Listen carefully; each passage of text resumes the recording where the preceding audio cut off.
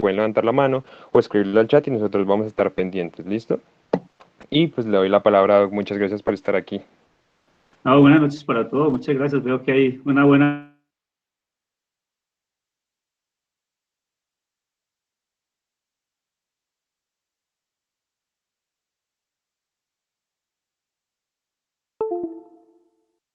digamos que estamos hablando por allá de el 2000 algo, 2002, 2004 más o menos, que fundamos el semillero Alfa Omega y que dejamos allí esa semillita, unos cuantos, afortunadamente digamos que ha seguido creciendo. Tuvo un momento en que estuvo un poco inactivo, pero me alegro mucho de la actividad que ustedes están haciendo y pues ya tendré la oportunidad de comentarles un poquito la filosofía que planteamos en ese momento para el semillero.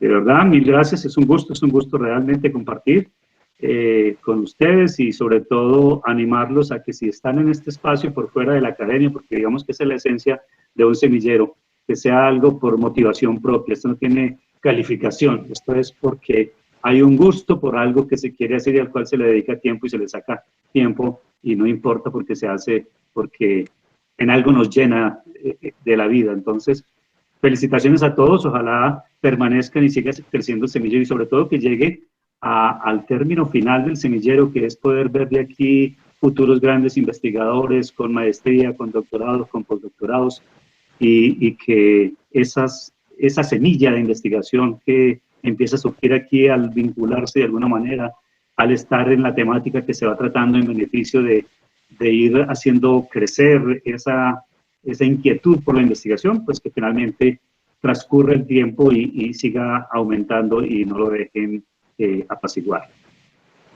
Claro que sí, Doc, tiene toda la razón. Yo creo que con todas las actividades que hemos hecho, hemos intentado eso, como seguir regando esa semillita para que se active esas ganas de investigar, de seguir, de no, como no conformarnos con el pregrado, que cuando salgamos nos dediquemos a la clínica ya y cada uno se pierda, sino seguir y seguir avanzando, seguir representando esta universidad y pues cada vez llegar más lejos, porque nosotros somos pues el futuro. Y ahí ya les dimos, el Doc ya les dio el primer dato, que este semillero fue creado por él ya desde hace rato. Como él decía, estuvo un tiempo inactivo. Ahorita hemos estado pues, con apoyo de la doctora Paula Valdión, el doctor José Manuel, que es nuestro vicedecano, y la doctora Sara Quijano. Y pues también yo le agradezco y le reconozco mucho al grupo de trabajo porque siempre han trabajado, han trabajado nuestros compañeros como muy autónomamente. Siempre estamos pues, con el aval del docente, con la supervisión, pero nosotros somos los que al final llevamos a cabo estas actividades. Excelente. De verdad los Listo, Doc, felicito y entonces, sigan con todo el ánimo y la energía. muchas gracias, Doc. Entonces vamos a empezar. ¿De acuerdo? ¿Te puedo pedir el favor de que lo grabes? De Eh, que grabes la... Estábamos intentándolo, pero creamos el link ahorita como vio Doc que nos surgió un problema, creamos el Sí, link no, como con otra cuenta y no nos el que está. haya creado el link, entonces en los punticos del lado inferior derecho, oprimen allí y ahí arriba dice grabar. Y entonces Ah, le dan grabar. a ver si me deja, porque yo creo que yo fui el que lo creé, yo no Parte, creo que tenga los permisos. parte inferior derecho, el que haya creado la reunión, ese es el que puede generar la grabación. Entonces, Sí, los tres yo la punticos creé, y... pero yo la creé, Doc. Lo que pasa es que creo que no tengo permisos para grabar.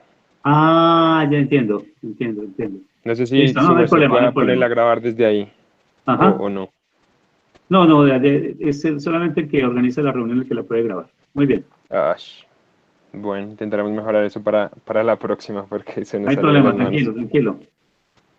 Listo, entonces yo tengo Bueno, muy bien. aquí las preguntitas, vamos a empezar. Entonces, como les decía, compañeros, si en algún momento tienen alguna pregunta, pues levanten la mano, mis demás compañeros están ahí pendientes, o si no, la escriben en el chat si no quieren abrir el micrófono.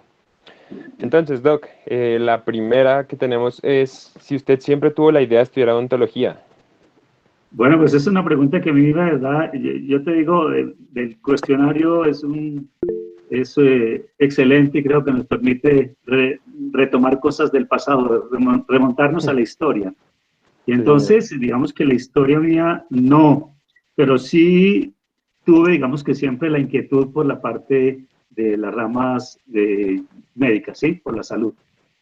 Eh, yo pues me adelanto a comentarles un poco. Yo como muchos de ustedes y desde luego que a los 44 que estamos unidos los saludo y a los que son los estudiantes que realmente están comprometidos con el semillero los felicito. Los felicito además por haber elegido esta carrera, esta excelente carrera. Hay que vivirla, hay que sentirla hay que tener pasión por ella para realmente, digamos que sentirnos que estamos en nuestra actividad de vida ejerciendo la profesión. Y eso digamos que sería el mejor premio que ustedes mismos se pueden dar, que estén convencidos de que la odontología es su desarrollo. Ya respondiendo un poquito a la pregunta, te decía que yo estuve por las ramas de la salud. Mi primera intención por allá cuando estuve terminando mi primaria era pensar en que iba a ser veterinario, ¿sí? Y en los primeros años de la secundaria pensé, dije, bueno, si le voy a ayudar a los animales, ¿por qué no le ayudo mejor a los humanos? Entonces me cambié, empecé a pensar en la opción de medicina. Y como anécdota les cuento que alguna vez me fui al levantamiento de un muerto que había sido, digamos, lo habían matado muy cruelmente, machete, y entonces la sangre y las heridas que vi me impactaron tanto que yo dije, no, la medicina para mí, Hasta ahí. por ahora como que queda en segundo plano o en tercer plano. Y pues, mi papá tenía un amigo que era odontólogo y entonces yo empecé a ir a su consultorio porque me dijo, si quieres venir a enterarte cómo es la odontología, ven. Entonces yo fui, me iba los fines de semana para allá y empezó a gustarme lo que hacía. Y después él me empezó a delegar cositas chiquitas, porque él además hacía sus prótesis total. Es decir, era una persona muy inquieta, muy estudiosa además. Y entonces yo empecé a tomarle sabor y empezar a generarme la inquietud de que la odontología era una bonita profesión. Digamos que realmente fue a partir de la mitad del bachillerato, de la secundaria, cuando yo me fijé en mente, digamos que a ser odontólogo o intentar por lo menos ser odontólogo.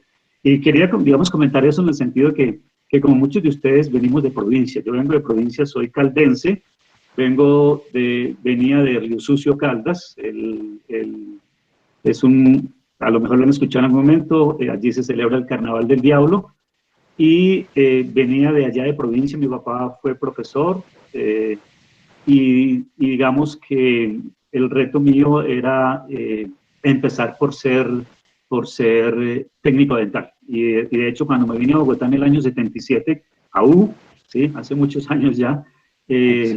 me vine a hacer el curso de técnico dental y lo estaba viendo como mi punto de partida para poder inmediatamente o en un momento siguiente hacer odontología. Y así fue que en el año 80, en el año 80, 81 empecé odontología. Eso es más o menos como la historia, una breve historia de ese pasado lejano, pero que es bueno recordar. Muy bonito. ¿Sabe que me pareció curioso? Que yo siento que se parece mucho a mi historia, a lo que yo he vivido. Yo también, pues sí, me encantan los animales, pero yo también entré pensando en medicina, no sabía al fin si quería esto o no. Siempre me ha gustado, también estuve muy expuesto de pequeño. Mi familia es odontóloga, entonces como que ahí de a poquito se me fue metiendo la semillita por Ajá. ese lado y estaba como muy expuesto a eso.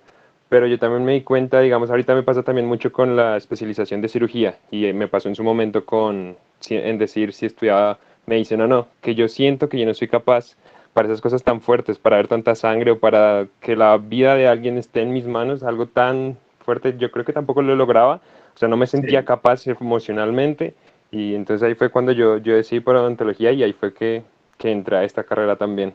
Y pues también Sí. muy feliz, se trata de eso, Doc, como usted decía, de encontrar lo que nos guste de verdad. Sí, lo que nos llene, nuestro proyecto de vida que esté allí y hacemos las cosas y la vida va a ser mucho más agradable y nuestro quehacer diario va a ser mucho más agradable, se va a disfrutar mucho más. Sí, señor. Listo, Doc, entonces cuéntanos también, por favor, un poco de los estudios que ha realizado durante su vida, de todos los estudios. Bueno, pues como les decía, digamos que lo primero fue la parte técnica, como técnico dental. Eh, y después, en los años 80, ingresé a la Facultad de Odontología y terminamos en el año 87. Tuvimos un año de cierre porque allí ocurrió el cierre de las residencias y el cierre de la cafetería, que eran dos beneficios muy grandes que se tenían para toda la comunidad de estudiantes de la universidad. Eh, y terminé el año 87 y tuve la fortuna de que dos compañeros antes de promociones anteriores a la mía habían abierto el espacio para hacer el servicio rural, el servicio social obligatorio en docencia en la facultad. Entonces yo fui el tercero y el único. Digamos que el primero fue el doctor Wilson Castro, que es actualmente ortodoncista. Después fue el doctor Gonzalo Cruz y finalmente fui yo el afortunado en cerrar ese ciclo que solamente tuvimos tener la oportunidad de hacer ese servicio social obligatorio en la facultad en el año, del año 87 al año 88. Entonces, eso digamos que fue mi estudio de pregrado en odontología y pues ya allí eso me sirvió a mí de puente para quedarme en la docencia. Digamos que quedé, después de eso, me quedé como docente ocasional hasta el año 90 en que tuve la oportunidad de participar en un concurso docente, inicié la carrera docente en el año 90. Debo comentarles que para esa época rehabilitadores orales en el país habían muy poquitos, porque la única facultad en el país que había que sacaba o tenía la especialidad era la Universidad Javeriana, nada más. Entonces, porque en la de Antioquia había, pero era odontología integral, eran odontólogos integrales los que formaban allí como especialistas, con énfasis, digamos, que en periodoncia y en rehabilitación un poco menos, diría yo. Entonces, en el año 90 inicio yo mi carrera docente, a pesar de no tener posgrado. Muchos de los del Departamento de Rehabilitación Oral en ese momento, solamente 5 del Departamento de Rehabilitación Oral tenían posgrados y la mayoría lo habían hecho por fuera del país, ¿sí? Entonces, tuve yo la fortuna de ingresar a la carrera docente en el año 90, pero pues yo sentía que debía hacer mi especialización. Razón por la cual entonces empecé a fijarme la meta de mirar si Estados Unidos, descartado por costos, después eventualmente miremos entonces unas alternativas en Latinoamérica que dónde me podía ir a estudiar. Entonces pensé en la Universidad de Buenos Aires y pensé en la Universidad Autónoma de México, así que finalmente decidí irme a México, ¿sí? Y con la intención de vivir la experiencia del posgrado, pero también de conocer otras culturas. Digamos que esa fue una de las razones por las cuales yo no apliqué a la Javeriana, porque quería tener el posgrado, pero también vivir una experiencia diferente de vida en otro país y conocer otras culturas. Digamos que eso fue más o menos. Después hice una pasantía en el año, eso fue entre el año 92 y el año 95, y digamos que estudios adicionales, solamente he hecho una pasantía corta en investigación en la Universidad de Ponta Grossa en Brasil con el profesor Logercio. Entonces, esas han sido fundamentalmente mis experiencias de formación académica. Muchas gracias, Doc. Me surgen varias preguntas antes de que toquemos el tema de estudiar en el exterior. La primera, que me dio curiosidad ahorita que nos contaba, es sobre cómo es la formación de un técnico dental. Pues entiendo yo que es muy dedicada como a la morfología, pero nunca he sabido cómo es. Bueno, pues digamos que las escuelas son diferentes, digamos los énfasis de las escuelas son diferentes. Yo tenía a mi favor el hecho de que ya le había ayudado y había aprendido muchas cosas de prótesis dental al odontólogo amigo de mi padre, al cual yo le ayudaba allá en el pueblo.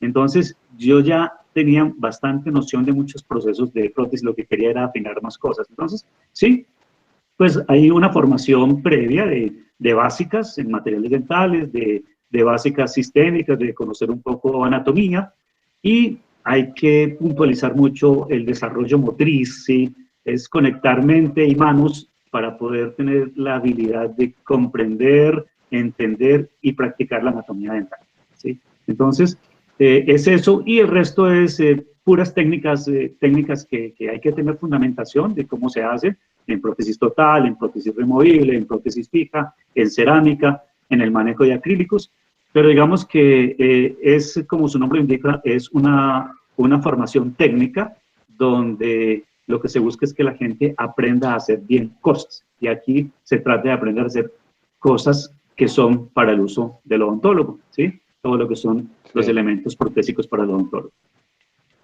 Sí, muy interesante, Doc.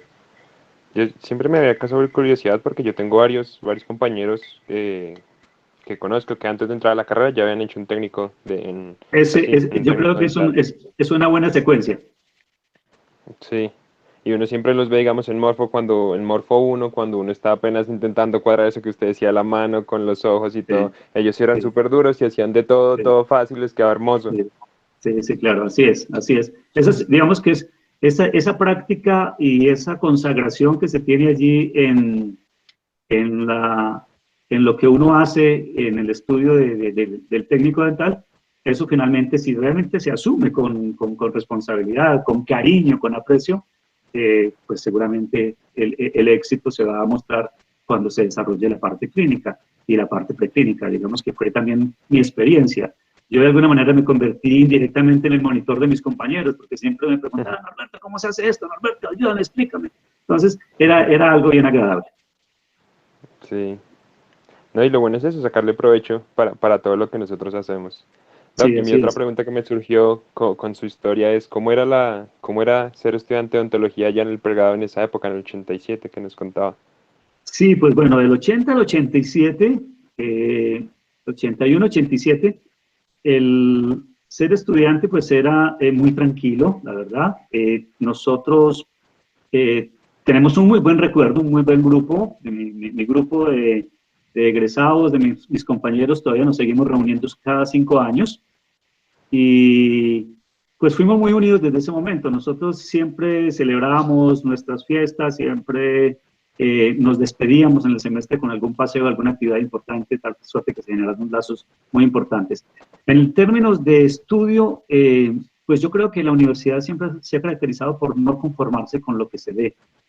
Y fuimos nosotros inconformes con lo que nos daban, en el sentido de siempre exigir que nos dieran más, ¿sí? Más y más y más. Cuando en esa época los semestres duraban 22 semanas. Ustedes ahorita duran 16 semanas. 22 semanas 16. durábamos nosotros, sí.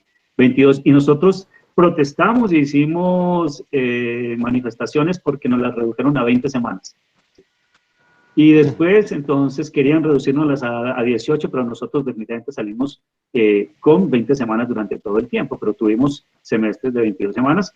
Y la otra, digamos, interesante era que nosotros veíamos a la par con medicina, digamos, en un altísimo porcentaje, las asignaturas, al igual que medicina, por lo menos hasta cuarto, quinto semestre. Entonces, la formación, y yo aquí, anécdota propio, el temor que tenía de la medicina por la sangre, pues me tocó vivirlo en el anfiteatro. Entonces, en el anfiteatro, nosotros hacíamos anfiteatro con los médicos de manera igual, ¿sí?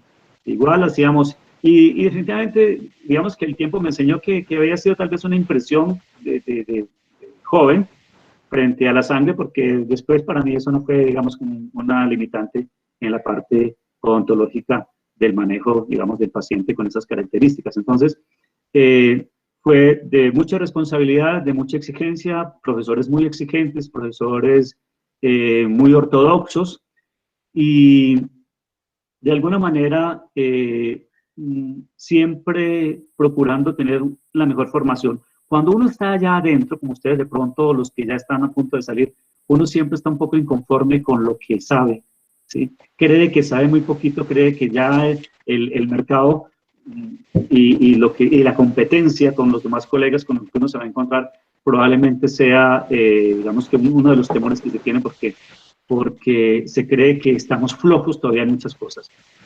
Es probable que 16 semanas frente a 20, 22 tengan alguna diferencia y digamos que a nosotros nos ha tocado vivir unas cosas distintas. Les decía, por ejemplo, a nosotros nos tocó ver anatomía de cabeza hasta la punta del pie y lo mismo anfiteatro desde cabeza hasta la punta del pie a la par con los médicos. Sé que ahora se enfatiza mucho más en cabeza y cuello, ¿sí? Y entonces, digamos que eso Sí, señor. no es una gran diferencia, pero teníamos nosotros más en qué entretenernos en esas 6 semanas adicionales, por decirlo de alguna manera. Y teníamos profesores, como les digo, el profesor Calvo en radiología, la profesora Favarón en histología, teníamos profesores que uno los conocía y le daba a uno ya temor por los antecedentes que ellos manifestaban frente a lo exigente que eran en sus clases y en su asignatura. Entonces, siempre se veía uno obligado a estudiar mucho más. Y en el caso personal, digamos, como yo de alguna manera, entre comillas, me convertí como en un monitor de mis compañeros, de algunos de mis compañeros, entonces yo me exigía estudiando un poco más como para estar un poquito más allá de ellos y poder resolver algunas situaciones, sobre todo la parte referente directamente a la parte de rehabilitación. ¿Sí? Y bueno, nos tocó vivir en esa época cierres de 1, 2, 3 meses, el cierre de un año. Por eso los semestres eran sumamente desordenados. Uno podía empezar en enero y terminar el semestre en octubre y empezar el siguiente semestre en noviembre. Entonces, había un desorden terrible que, por fortuna, hace unos 15 años tal vez se le puso orden a la universidad de tal suerte que se termina o se termina primer semestre en el primer semestre y segundo semestre en el segundo semestre. Pero nosotros digamos que el hecho de que el 81, 87 son 6 años para hacer una carrera que en esa época, ojo, en esa época era de 4 años y medio, ¿sí? No eran 5 años como ahora, era de 4 años y medio. Entonces, con ese ritmo, y tuvimos entonces, fui también la última promoción de 4 años y medio.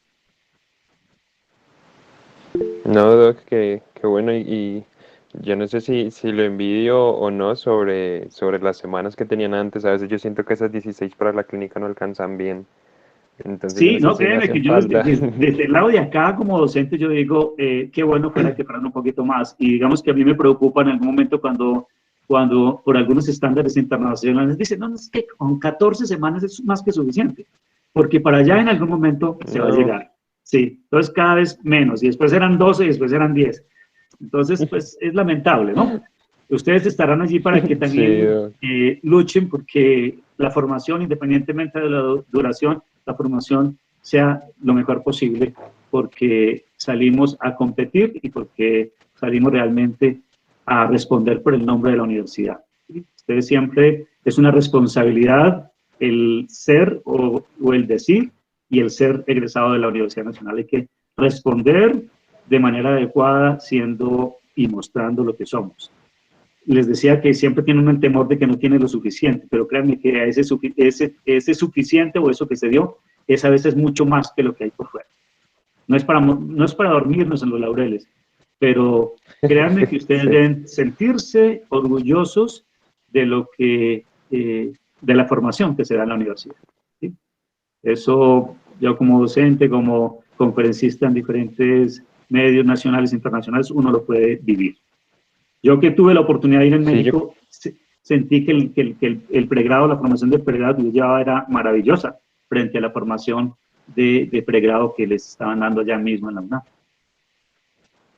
sí, Doc, yo creo que nosotros sentimos muy dentro de ese alma mater. Yo creo que todos los estudiantes de esta universidad, y yo creo que la representamos con mucho gusto y con mucho amor en cualquier lugar donde nosotros vayamos. Sí, así es. Listo, Así Doc, debe ser. entonces ahí que estaba tocando el tema de la UNAM, pues cuéntenos qué tan difícil es entrar a buscar una especialización en otro país, en el extranjero. Bueno, digamos que, como dice el dicho, lo importante es que te mentalices, que tengas la mente clara y luchar por lo que uno quiere. Yo digamos que en ese momento mi decisión clara era irme al extranjero a estudiar. Y en ese sentido, entonces les decía, tuve tres países en mente y finalmente decidí la UNAM. ¿Por qué la UNAM? Porque como yo ya era docente entonces estaba enterado de algunos convenios que había entre la Universidad UNAM y la Universidad Nacional. Entonces, el proceso no es diferente que cualquier persona que va a ingresar a la universidad, pero digamos que tenía más comunicación, más probabilidad de comunicarme y además que conté con la información previa que me dieron algunos docentes que eran egresados y que, digamos, eran egresados de esa universidad. Hablo de la doctora Luz Nélida Valle, ¿sí? Y hablo de la doctora Clementina Infante, la ortodoncista que se jubiló también.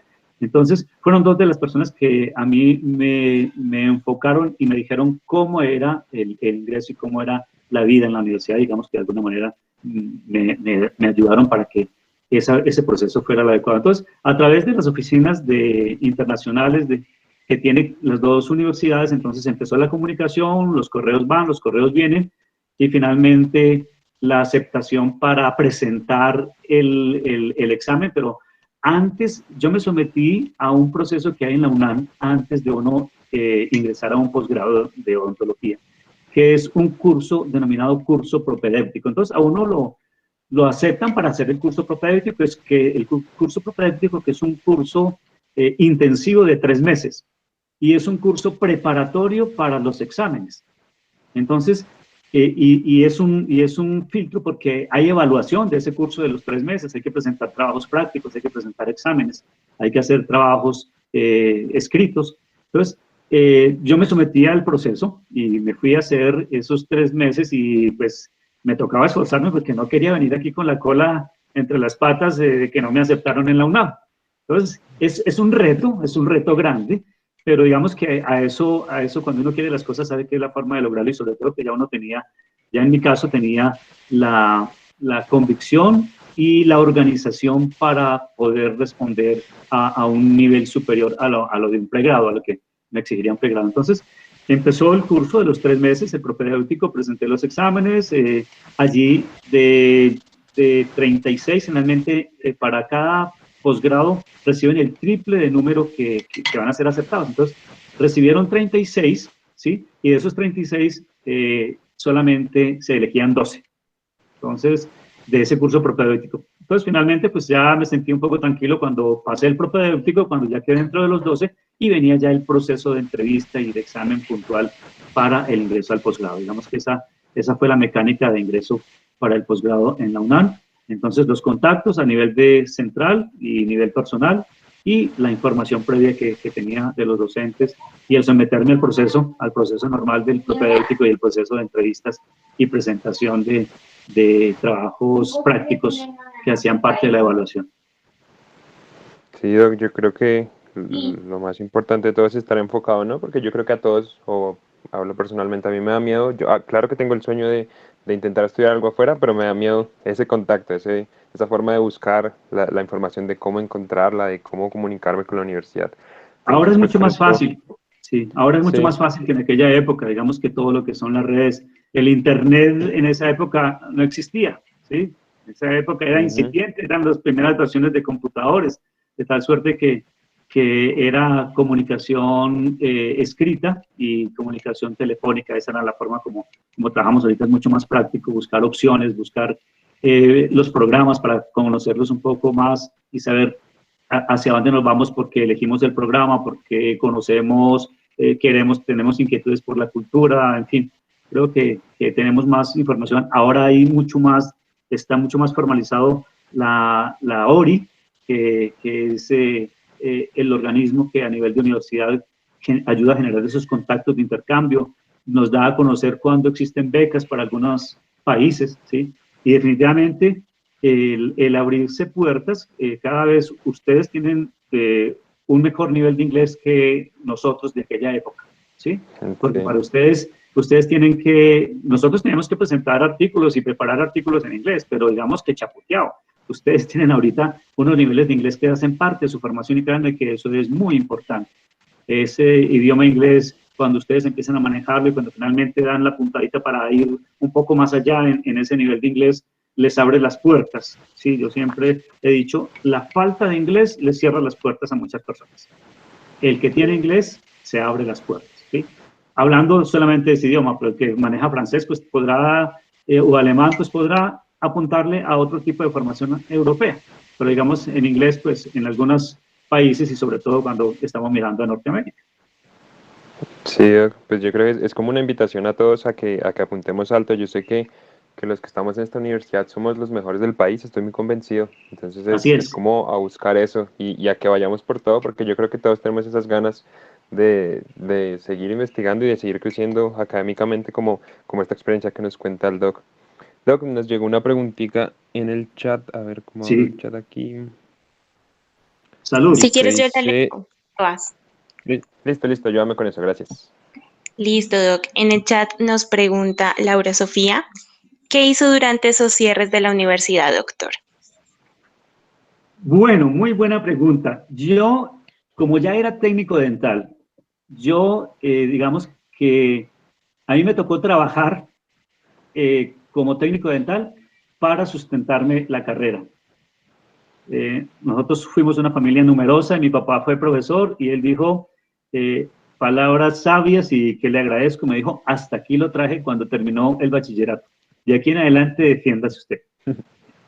Pero fue un reto muy importante. Es como cuando los americanos les dicen a los 18 años, usted ya vivió en la casa, chao, busque su propia vida. Y eso fue, digamos que, lo que de alguna manera a mí me ocurrió y se lo agradezco a mi papá porque realmente me empezó a formar la independencia y a buscar mis propios objetivos. ¿Sí? De tal suerte que en esos cierres yo aprovechaba para ir a trabajar, porque yo ya trabajaba para algunos odontólogos, tenía mi laboratorio y trabajaba para algunos odontólogos. Un laboratorio pequeño donde solamente hacíamos algunas cosas básicas, provisionales, prótesis totales, prótesis removibles y colados de núcleos. Eso era, digamos, lo que yo hacía porque era un laboratorio muy básico, pero digamos que tenía siempre mucha actividad en el laboratorio y yo salía de clase por la noche y mientras no habían exámenes me dedicaba a ir a trabajar. Pero cuando habían exámenes yo borraba de mi agenda el trabajo y me dedicaba a estudiar por lo menos unos 3 días previos a los exámenes, a las evaluaciones. Pero mientras en esos cierres, yo bienvenido cierre porque yo iba a trabajar con tranquilidad en el día para no tener que trasnochar tanto como sí me tocaba cuando estaba estudiando. Súper chévere. Listo, doctor. Muchas gracias. Bueno, tenemos otra pregunta de Laura Tatiana Martínez que le pregunta aproximadamente a nivel económico cuánto costó el estudio en otro país. Bueno, en ese momento, año 92 al 95, me costaba el semestre $800. En ese momento, $800. Digamos que solamente lo que era la matrícula y el 800 o $1,000. Creo que empecé con 800 y los finales fueron de 1,000 o $1,200, pero digamos que era muy económico, realmente era muy económico, ¿sí? Porque era una universidad pública en la cual el pregrado para los mexicanos allá en la UNAM no pagan, ellos no pagan, cero matrícula, ¿sí? Escasamente como que el carnet eso valía como 10 o 15 pesos, que eso era, en dólares eran como $3, ¿sí? Eso era nada. Entonces, realmente el estudio fue muy económico y la gran ventaja de la UNAM es que los recursos que tiene para educación son muy importantes. La UNAM es un referente gubernamental muy importante en políticas de educación a todo nivel, desde la primaria hasta posgrados. Tiene un poder de decisión y de directriz en la parte de educación en México muy importante, sí, la UNAM. Y digamos que esa es más o menos como la diferencia grande y el punto importante en la UNAM. Entonces, estos fueron los costos, más digamos que ya la manutención, que sí me tocó vivir la época difícil porque fue cuando se cambió el peso mexicano por el nuevo peso mexicano. Y entonces me tocó vivir solamente un semestre a un bajo costo y después me tocó vivir la depreciación que tuvo el precio mexicano de una manera muy importante. Y entonces, digamos que eso, entre comillas, me favoreció un poco porque ya un dólar, con un dólar o al cambio de los dólares, la plática alcanzaba mucho más para comprar los materiales, para comprar el instrumental y para la supervivencia en Ciudad de México.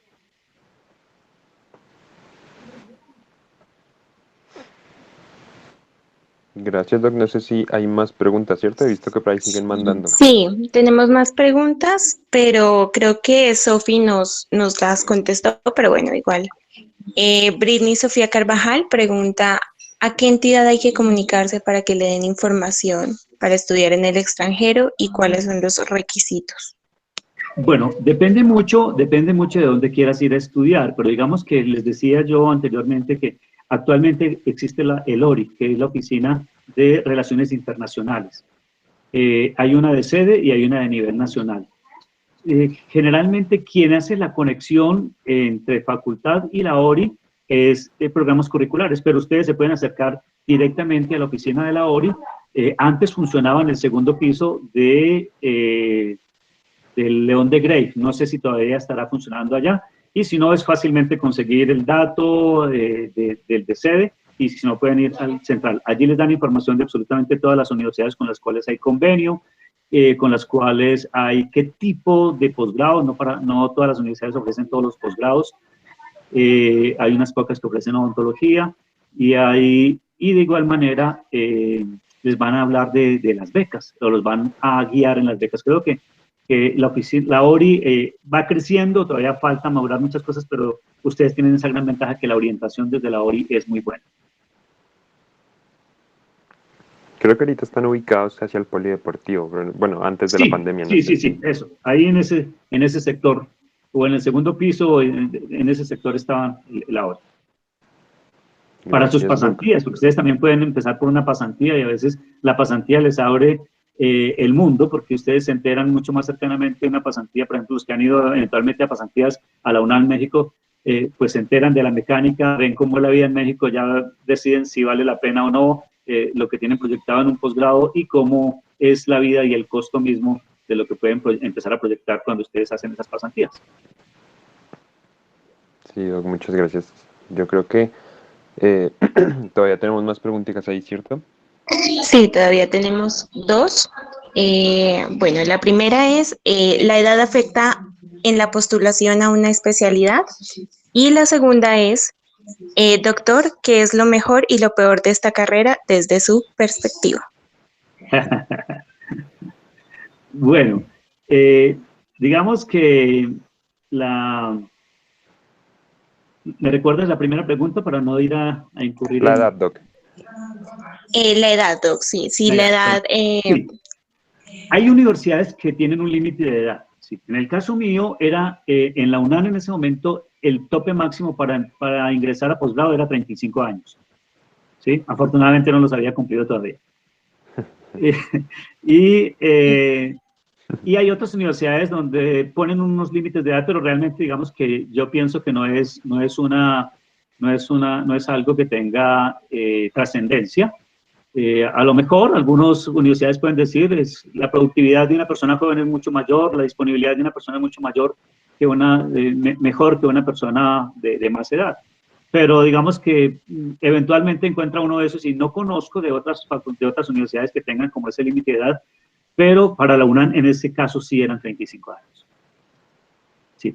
Y la segunda, entonces, lo mejor y lo peor. No, yo pensaría que esta carrera yo la visioné y me complace lo que hago, ¿sí? Lo disfruto, y más que nada porque es una carrera independiente, digamos que yo no he estado tentado a trabajar para ninguna entidad, siempre mi trabajo particular ha sido independiente, no para ninguna entidad.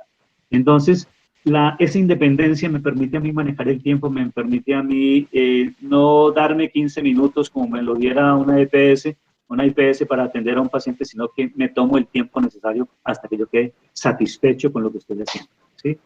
Aunque uno tiene que empezar a organizar su agenda, de saber cuándo da una cita larga y cuándo da una cita corta.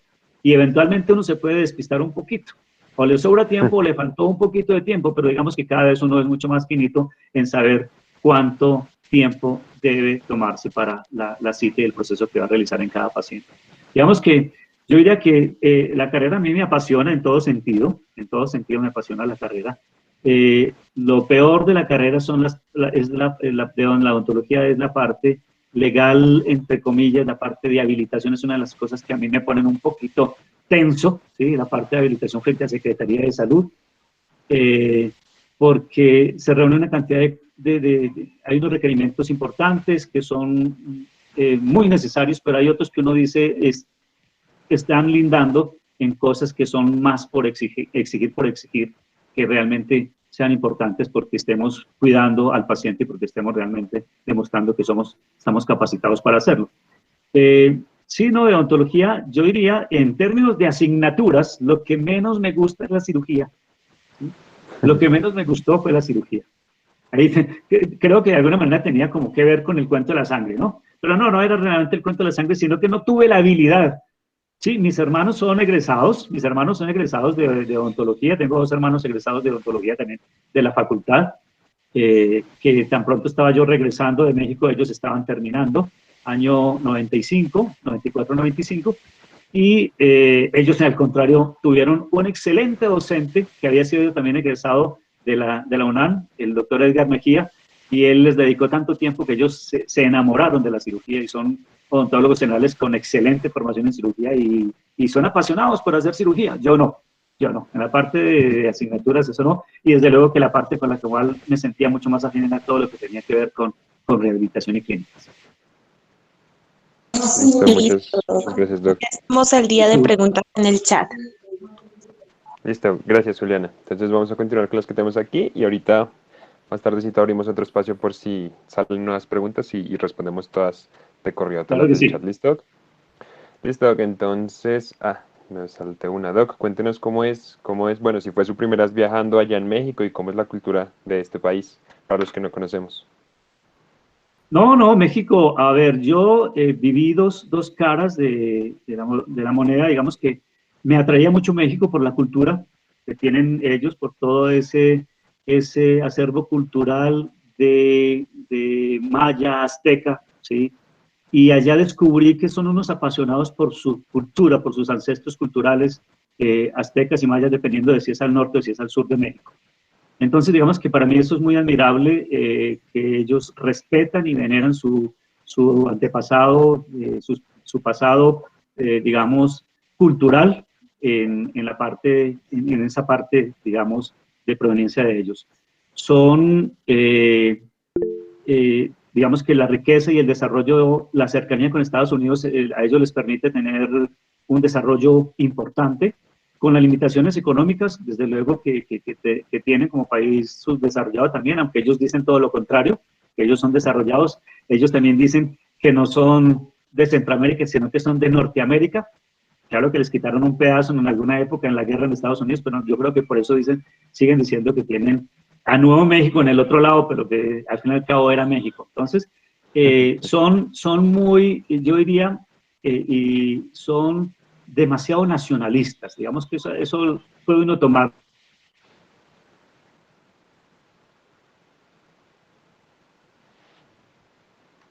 porque así como a veces nosotros conocemos de los argentinos que son demasiado nacionalistas y están más cerca de Dios que de los humanos, a veces los mexicanos también están un poquito de ese lado, ¿sí? Pero digamos, sí, así como los brasileños dicen lo más grande del mundo, ellos también tienen el estadio más grande del mundo, la ciudad más contaminada del mundo, etcétera, etcétera. Yo me fui en la época en que estaba aquí ocurriendo toda la parte de la violencia por el narcotráfico, donde había muertes. En esa época pues ocurrió la muerte, antes de yo me ocurrió la muerte de Galán, el candidato a la presidencia, ¿sí? Y entonces allá pues a mí, como se dicen, me la montaban por el cuento del narcotráfico. Y entonces era un poco fastidioso, que a ver qué trajo harinita blanca y cosas de ese tipo. Entonces tenía uno que tomarlo con cierta mofa, digamos que llevarles un poquito a la corriente para no entrar en tanta controversia. Pero eh, digamos que uno a veces es malo en la vida, y yo les devolví un poquito esa mofa que ellos hacían de que su país estaba gravísimo, como así que matan candidatos, como así que ponen bombas, porque en esa época era el momento en que estaban poniendo bombas por todo lado, y a ellos les ocurrió como al año que empezó también el narcotráfico de allá a comportarse de forma similar. Allá, por ejemplo, mientras yo estuve allá, mataron a un arzobispo y mataron también a un candidato presidencial. Entonces, les llegó la plaga también allá en esa época, desafortunadamente. Pero digamos que es un país cultural, un país admirable, un país con un desarrollo importante, se vive como en Colombia, grandes contradicciones, un gran desarrollo en algunas zonas y una pobreza absoluta en otros sitios. Entonces, nos parecemos en algunas cosas, pero el desarrollo cultural es muy bueno, y la visión que tienen de ciudad grande, digamos que los ha hecho convivir con problemas, pero también superar muchos problemas. Sí, Doc, Ahora, yo la creo que comida, indiscutiblemente la comida mexicana, pues es algo que se quedó conmigo definitivamente. ¿Sí? Si algo yo no, sí. yo comía algo, pero no allá, definitivamente me enamoré de la comida mexicana, es una excelente comida. Eso sí, hay que esperar que se produzcan unos kilitos de más, porque la comida mexicana llena de harinas y un tanto de grasa, pues puede uno terminar en desmanes. Pero muy rica, yo también soy fan de esa comida mexicana, me gusta mucho. Sí, sí, sí, excelente. Yo aquí busco las taquerías, donde haya taquerías, voy a ensayar a ver dónde está el mejor taco del pastor, que es el que más me encanta. Listo, muchas gracias, Doc. Ahora entramos un poquito otra vez en la investigación y cuéntenos qué lo motivó a entrar a la docencia, Doc. ¿Cuál fue su primera universidad en la que dio clases? Pues con lo que nos ha contado fue en la nuestra, en la nacional. Sí, para entrar a pregrado, que no te alcancé a escuchar bien, ¿me disculpas? Repíteme la La pregunta pregunta mejor. es, ¿qué lo motivó a entrar a la docencia y cuál fue la primera universidad en la que dio clases? Ah, ya, bueno, listo, no. La docencia, pues digamos que yo tenía en mente, miren, no les comenté, yo fui docente de la escuela de técnicos donde estudié. Entonces, digamos que yo tenía la vena de la docencia a través de mi papá. Sí, mi papá que fue docente, él, pues tenía como esa venita de la docencia. Y cuando terminé en la escuela dental, donde hice el estudio de técnico dental, entonces allí llegamos a una negociación con el dueño, el dueño del negocio, y yo empecé a dar clases a cambio de tener acceso al laboratorio de la escuela donde había para yo empezar a hacer mis prácticas y mis cosas. Entonces, esa, digamos, como que fue mi primer pinito de docencia formal, pero a nivel técnico. Y posteriormente, después de haber ingresado a la universidad, que era siempre el hecho de haberme venido a Bogotá y no de haberme ido a Medellín, que me quedaba mucho más cerca de Risucio, era porque tenía ese reto de una ciudad donde había muchas más posibilidades de acción y yo quería ser de la Universidad Nacional. Entonces me había fijado dos universidades, o era la Universidad Nacional o era la Universidad de Antioquia, y definitivamente descarté la Universidad de Antioquia y me venía a Bogotá con la mira de ser odontólogo de la Universidad Nacional, siendo primero técnico dental. Y terminando el posgrado, ya les conté cómo tuve la fortuna digamos que por mi desempeño en la parte de rehabilitación y por el antecedente de ser técnico dental, eso fue un punto importante para que se tuviera en cuenta y me aceptaran para hacer la monitoría en docencia en la facultad, que fue mi primer pino más o menos formal en la parte de docencia, como monitor de docencia, y eso a su vez me sirvió para quedarme como docente ocasional y después para presentarme a un concurso. Yo fui docente además de la Universidad del Bosque, solamente estuve un año, ¿sí?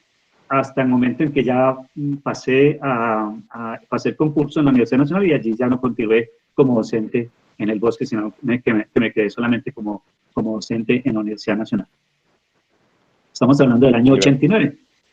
Del año 89 al año 90 estuve en el Bosque y estaba como ocasional en la universidad, y después ya pasé el concurso y a partir del 90 ya entro a la carrera docente con mi año, digamos, de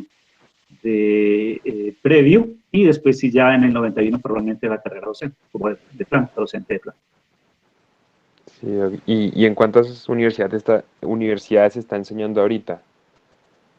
Bueno, no, formalmente únicamente en la Universidad Nacional. Yo soy invitado, en algunos casos he estado, digamos, como invitado, bueno, también en el pasado he estado como invitado a algunos cursos de posgrado en la Universidad del Valle y en la Universidad de Cali, ¿sí? En algún momento en la Universidad de Santo Tomás, con una participación pequeñita, y hemos hecho, digamos que también a través de cursos de diplomado en la Universidad de Cooperativa de Pasto, pero formalmente, actualmente solamente en la Universidad Nacional, y eventualmente, digamos que se ha parado esa actividad de viajes por lo con salida de pandemia, y no hemos vuelto a la Universidad de Pasto, pero está pendiente allí que en el momento en que las cosas empiecen a mejorar, volvamos allí a dar nuestros diplomados en la Universidad de Cooperativa de Pasto. Listo, muchas gracias, Doc. Sí, Entremos ahora un poco en el tema de la investigación, sobre todo de las publicaciones. Doc, sí. ¿cuántos artículos, entre artículos, libros, capítulos de libro? Cuéntenos cuánto ha hecho de todo eso. La verdad, les soy sincero, no tengo la cuenta. No tengo así Ya olvido contabilizado de cuántos tantos que son. son. No, mire, yo aquí un mea culpa. Yo la investigación la he asumido como mi hobby, mi principal hobby, ¿sí? Yo he tenido un hobby desde que llegué a Bogotá. Uno de los hobbies que quería construirme formándome fue la fotografía, y de hecho yo hice varios cursos de fotografía en un instituto, y también hice fotografía, incluso alcancé a hacer curso de fotografía. Antes de ingresar al pregrado, hice un curso de fotografía en la Universidad Nacional. Entonces, ese era mi hobby principal, pero yo digamos que en este momento, si a mí me pregunta alguien cuál es su hobby, yo digo la investigación. Sí. Me encanta estar investigando, me encanta intentar responder algunas cosas que nos generan duda en el quehacer de la odontología. Entonces, yo disfruto estar haciendo para mí es como un juego, estar proponiendo nuevos proyectos, realizando cosas, intentando generar nuevas ideas para que sirvan como elementos para la investigación.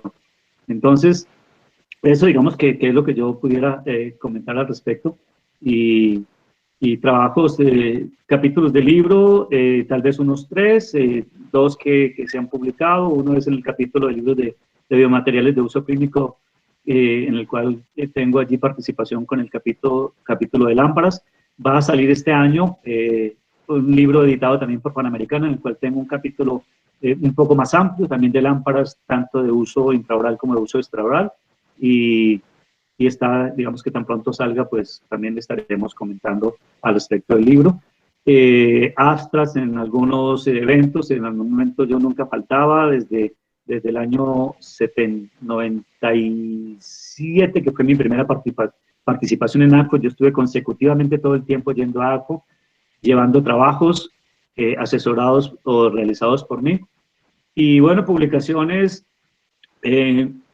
nacionales, unas, internacionales, unas cuantas, tal vez unas, no son muchas realmente, unas 5 o 6 publicaciones internacionales, porque es mea culpa, les decía, como es mi hobby, yo no estoy con la inquietud de tener que publicar. Y digamos que la universidad, nosotros cuando publicamos internacionalmente nos da unos puntos de bonificación, digamos dinero de bonificación cuando publicamos. Pero digamos que yo no estoy en esa carrera del puntímetro que llaman algunos de publicar para mejorar el sueldo, no, yo lo hago como un hobby y digamos que sí es importante dar a conocer los resultados, es muy importante. Y digamos que el reto de ustedes es que sean investigadores que publiquen mucho para que conozcan lo que ustedes hacen. Yo no soy tan dado a publicar todo lo que hago y me lamento, es una de mis frustraciones, por decirlo de alguna manera, de no publicar todo lo que hago, porque creo que en algunos casos hemos hecho cosas interesantes que de pronto no son tan conocidas para el momento o que no se han trabajado de esa manera en ese momento. Y esa es una de mis acusaciones propias. Pues yo creo que muy importante eso de lo que dice el hobby, que yo creo que cuando uno hace esas cosas por amor salen mejor que estar corriendo detrás de investigaciones, pues no querían de la misma manera. No sé si piensen lo Sí, mismo. no, no, se disfruta, se disfruta. Realmente para mí es un gusto poder hacerlo y eso, digamos que me ha llevado a que yo tenga algunos aparatos propios para la investigación. Doc, entonces, ¿cuál es la investigación más fácil en la que usted ha participado? Oh, caramba. No, hay trabajos, digamos, mire, hay trabajos complejos, hay trabajos que se inician como trabajos que aparentemente son sencillos, pero que se van haciendo mucho más complejos. Hay trabajos que uno asume que son complejos y sabe uno que le va a dedicar mucho tiempo y que la metodología y el tiempo que se requiere es bastante grande por el proceso, sobre todo del montaje de la prueba, por el proceso de medición, por la parte estadística, por el proceso de escribir un documento final como informe o como artículo. Pero digamos que los trabajos de campo tal vez pudieran, para mí, son los menos complejos, porque uno tiene una bitácora de vuelo donde dice, vaya a tal lado, pregunte por tal cosa y anote si sí o no, y entonces es como una encuesta, ¿sí? Y si acaso tomen las mediciones y ya. Tal vez esos pudiéramos decir que en el caso mío, sí, yo respeto mucho los trabajos de campo y los trabajos de campo que son muy dispendiosos, pero en el caso personal, ir a esos trabajos de campo, por ejemplo, cuando alguna vez hicimos un trabajo de medición de mirar cuál era la casuística de las lámparas que se estaban empleando en Bogotá y entonces el estudiante se comprometió a que íbamos a diferentes sitios y finalmente se reunieron datos de unas 270 lámparas en diferentes sitios de Bogotá, en diferentes centros odontológicos, diferentes odontólogos, y se tuvo, digamos que allí unos resultados. Entonces, era, entre comillas, menos complejo, pero había que ir a tocar la puerta para que permitieran y accedieran a entrar en la evaluación de del trabajo. Entonces era saber qué tipo de lámpara era, saber cuánta intensidad estaba marcando, si estaba marcando temperatura o no estaba marcando temperatura, si le hacía mantenimiento o no le hacía mantenimiento. Digamos que es menos complejo en ese sentido porque hay trabajos experimentales, por ejemplo, como los últimos que hemos hecho, en el cual hemos simulado la presión intrapulpar y hemos hecho microtensión y hemos hecho medición de penetración de tags y hemos hecho valoración del tipo de falla, que son mucho más complejos y entonces el tiempo que hay que dedicarles es bastante grande y tienen que estar con los 5 sentidos para no cometer errores y que los resultados de la investigación, el primero que se los crea es uno, porque uno es consciente de que lo hizo perfecto, ¿sí? Que tuvo un protocolo y lo siguió estrictamente para que uno se crea realmente esos resultados, porque en el momento en que uno dice es que aquí se me olvidó esto, entonces ese se me olvidó, ya es un fracaso, ya esos resultados no son válidos y habrá que repetir la prueba. Y más o menos eso se lleva encaminada a la siguiente pregunta, Doc. ¿Cuál es la más difícil? ¿Cuál le ha sacado canas? Bueno, yo recuerdo una, para no hablar de estas que le acabo de decir, donde hemos incluido esta presión. Hicimos un trabajo con 2 estudiantes de posgrado hace ya unos 10 o 12 años. Queríamos evaluar la microfiltración, ¿sí?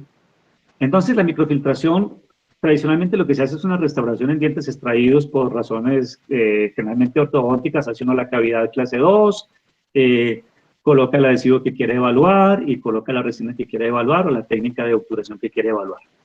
Y finalmente hace uno un corte de mesiala distal que incida diente y incida la restauración y lo que tiene uno es 2 mitades, ¿sí? 2 mitades, una mitad vestibular donde hay resina y diente y una mitad palatina donde hay resina y diente. Eso es lo tradicional. Y lo tradicional es que algunos digan, si penetra el tinte, en el cual se dejan las 24 horas o el tiempo que uno necesite, si el tinte no entra, es filtración 0. Si entra un poquito en esmalte, es filtración 1. Si entra en dentina, un poco es filtración 2. Y si entra mucho más profundo, es filtración 3. Digamos que yo vi que eso, digamos, no era preciso, no era una forma precisa de evaluar la microfiltración. Entonces, decidimos en el momento en que logramos en el grupo GRIMAD, desde el grupo GRIMAD, obtener, digamos, hacer la gestión para la obtención de un estereomicroscopio con cámara. Entonces vi la opción de poder hacer una medición mucho más puntual en micras, de cuántas micras penetraba la microfiltración, en vez de que fuera, digamos, que unos números enteros que no nos decían precisamente hasta dónde había la microfiltración. Entonces, le propuse ese trabajo a estas 2 estudiantes y dijeron listo, pero entonces lo hicimos mucho más complejo. ¿Por qué razón? Porque no nos fuimos solamente con un corte, sino que hicimos un corte de mesiala distal, un corte a la mitad oclusal y un corte en los 3 planos, mejor dicho. Mesiala distal, vestibular palatino y luego el de la mitad transversa, ¿sí? Como entonces, coronal apical. Coronal, sí, coronal, uno en sentido vestibular palatino y otro en mesial distal. Conclusión, obteníamos 9 pedacitos de cada restauración. 9 pedacitos de cada restauración. Y en cada pedacito había que medir la filtración con la dentina. ¿Cuánta filtración había allí? Porque en la técnica de un solo corte solamente se evalúa el transcurrir o la dirección del corte, lo que esté mostrando el corte, porque allí queríamos evaluar era todo lo que ocurría en la cavidad, en la interfase de dentina, y digamos obteniendo esos 9 pedacitos era mucho más fácil. Entonces era un trabajo enorme, un trabajo muy complicado, muy complejo, que las estudiantes al final ya no querían saber más del trabajo, pero digamos que fue un excelente trabajo. A veces esos que cuestan tanto tiempo, que son tan dispendiosos, finalmente le dan a uno la satisfacción de que hizo algo diferente y hizo un aporte a la metodología. Digamos que allí estábamos convencidos de que estamos haciendo un aporte a la metodología de medir la microfiltración de una manera mucho más precisa, porque no era un dato solamente en gingival y oclusal, sino que era un dato en todas las paredes de la cavidad, en gingival, en vestibular, en palatino y en axial. Estamos dando datos de absolutamente todo. ¿Como cuántos dientes tenían, Doc? ¿Cuántas muestras más o menos tuvieron al final para medir? Sí, esos dientes eran 10 dientes por grupo y multipliquen 10 por 9. Eran 90 por grupo, 90 mediciones por grupo, ¿sí? Entonces, Ya el trabajo fue muy arduo, la verdad, porque fueron al final como 270 mediciones, y uno estar en el estereomicroscopio mirando y midiendo, eso cansa, agota la vista y finalmente se agota uno también en todo su parte física. Pero digamos que fue un trabajo de los que yo me acuerdo de los más arduos, pero por fortuna eran 2 estudiantes y por fortuna tuvieron la paciencia para que lo lográramos. Sí, porque ahora nosotros ya no tenemos opción de hacer trabajos de grado de A2, es solo de A1 y uno es el Sí, sí, sí. responsable. Es decir, el trabajo fue planteado con ese nivel de complejidad que definitivamente se demostró que era complejo y aceptaron que fueran sus estudiantes. Bueno, Doc, muchas gracias. Con mucho gusto. Ahora vamos con Doc. ¿Por qué le gusta la investigación y qué beneficios le ha traído esto a su vida, este área? No, yo creo que ya lo que les digo, el gusto mío es por hobby, ¿sí? Porque disfruto haciendo investigación, porque disfruto poniendo a trabajar un poquito las neuronas en cómo hacer las cosas diferente o cómo hay cosas que todavía no son claras, ¿sí? Entonces siempre estoy procurando responder preguntas o ir más allá de lo que se está haciendo. Hemos hecho desarrollos tecnológicos también para hacer nuestros propios trabajos de investigación. En el año, eh, en el año 92 inicié mi primer trabajo de investigación con el profesor Eduardo Lowe, ¿sí? Con el profesor Eduardo Lowe, aprovechando que era la época en que no había luz, ¿sí? La época de la oscuridad, que había razonamiento de luz una gran parte del día, ¿sí? Ustedes no alcanzaron a vivir esa época, pero seguramente sus padres sí. Entonces les van a contar del apagón, la época del apagón de Gaviria. Y era terrible, uno se encontraba en la universidad, pues sin luz no podía hacer muchas cosas, no podía dictar clases en algunos casos, no podía haber clínica, no había compresores. Entonces nos dijimos con el profesor Eduardo Lowe, bueno, ¿qué hacemos? Inventémonos algo como para no aburrirnos. Entonces decidimos proponer el primer trabajo de investigación. Y fruto de este trabajo de investigación pudimos desarrollar hacer dos desarrollos tecnológicos. Uno, un estañador, un aparato para aplicar estaño en las aleaciones, porque nuestro trabajo fue de estañado, el efecto del estañado en las aleaciones base y en aleaciones nobles. Entonces, desarrollamos un estañador, digamos que lo conseguimos nosotros y fue desarrollado conjuntamente con el Instituto Técnico Central y con la Facultad de Ingeniería de Mecánica, y sirvió incluso como proyecto de grado de un estudiante para que se graduara. También para un ingeniero químico para que nos desarrollara la solución de estaño para aplicarla. Y tuvimos, digamos que, la primer máquina de termociclado que hubo, digamos que, en las facultades de odontología del país. Y es uno de los procesos que se hace en investigación para intentar acercarnos a la realidad clínica del comportamiento de los materiales dentales en la cavidad oral. En la cavidad oral tenemos un medio húmedo permanentemente y nuestras restauraciones están supeditadas a que los cambios de temperatura, la temperatura oral normal, 35 a 37 grados, más cuando tomamos bebidas calientes o tomamos bebidas muy frías, eso puede afectar las interfaces de unión. Entonces, ese fue, digamos, que nuestro objetivo, desarrollar ese termociclador, y ese termociclador finalmente en el año 95, cuando regresé, pues llegó a la facultad y estuvo en la facultad hasta hace unos 5 años, cuando importamos también por gestión del Grupo Grima, que importamos desde Alemania un termociclador mucho más eficiente, porque el otro había que cargar algunas cosas manualmente, pero este sí es totalmente automático.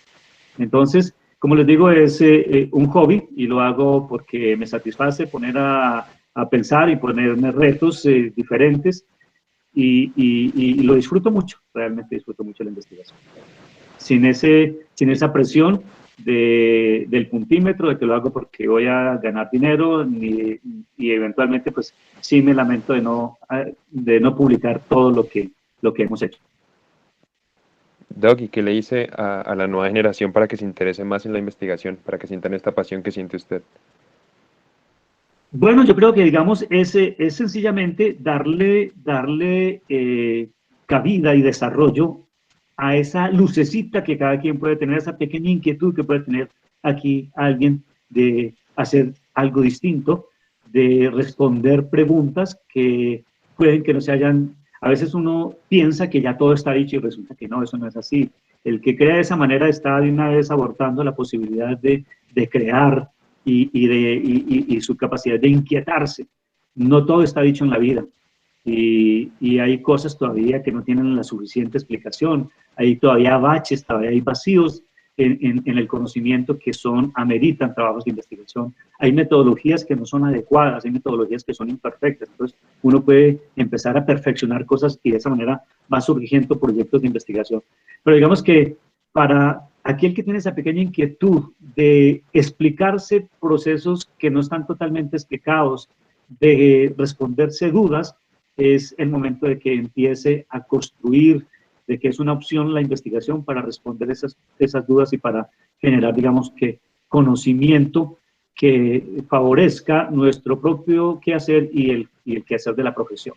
Entonces, es darle rienda suelta y buscar estos espacios. Yo creo que por fortuna ustedes tienen este espacio y que ojalá los vamos a seguir construyendo y llevando de la mano en cada grupo, con cada investigador, que ahora por fortuna hay un gran arsenal de investigadores en la facultad. En el año 92 éramos 2 o 3 los que investigábamos, nada más, ¿sí? Porque fuimos el primer grupo de investigación de la facultad, formalizado de la facultad, y fuimos también uno de los pocos grupos constituidos y reconocidos por Colciencia en el año 95-96. Fuimos reconocidos como grupo de investigación. Entonces, también, digamos que en algún momento pudimos mostrar esa experiencia de cómo hemos surgido como grupo de investigación, que su antecedente fue un grupo de estudio, y de esa manera, digamos que fuimos finalmente conformando el grupo de investigación. Entonces, adelante con esa inquietud de investigación. Y esto no es para ganar plata, esto es por gusto propio. Si tienen la opción de vivirlo como hobby, ese es un buen punto de arranque. Muchas gracias, Doc. Yo creo que antes de que sigamos y nos metamos en el tema de su grupo de investigación, abramos otra vez el espacio para las preguntas de Claro. los estudiantes, que he visto que han llegado varias. Con mucho gusto. Entonces, ¿me ayudan, chicos, por favor?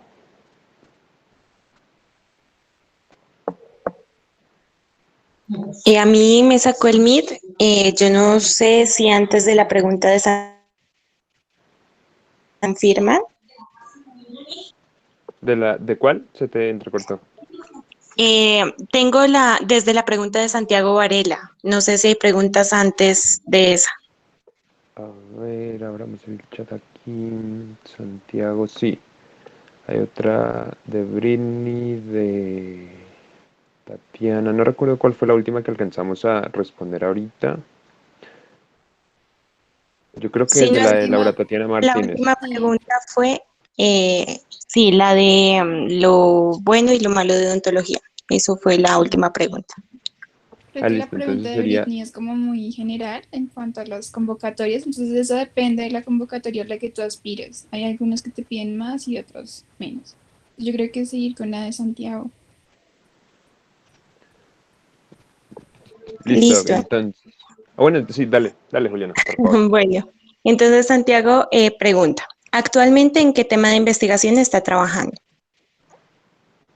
Bueno, digamos que yo he trabajado, digamos que es también es uno de mis pasiones, trabajar diferentes temas, pero digamos que el tema que más me llena y el que más estoy dedicado actualmente es el tema de adhesión, ¿sí?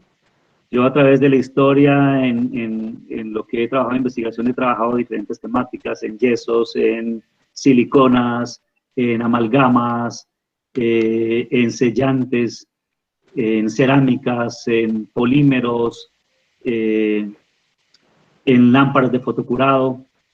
Entonces, han sido diferentes los temas que yo he abordado en fresas, en postes. He tenido, digamos, que esas inquietudes, porque digamos que me apasionan en forma general los materiales dentales, pero digamos que en lo que más estoy enfocado y en lo que más continúo generándome interrogantes para responderlos a través de la investigación es en los procesos adhesivos. Los procesos adhesivos, entonces, en este momento, pues, mi trabajo, yo acabo de regresar de mi sabático, y mi trabajo de sabático fue un trabajo de investigación en adhesión. En este momento estamos planteando unos 3 proyectos complementarios de investigación también en adhesión. Entonces, esa es como mi línea principal, por decirlo de alguna manera. No me limito en la temática, pero en la que más tengo desarrollo es en la línea de adhesión.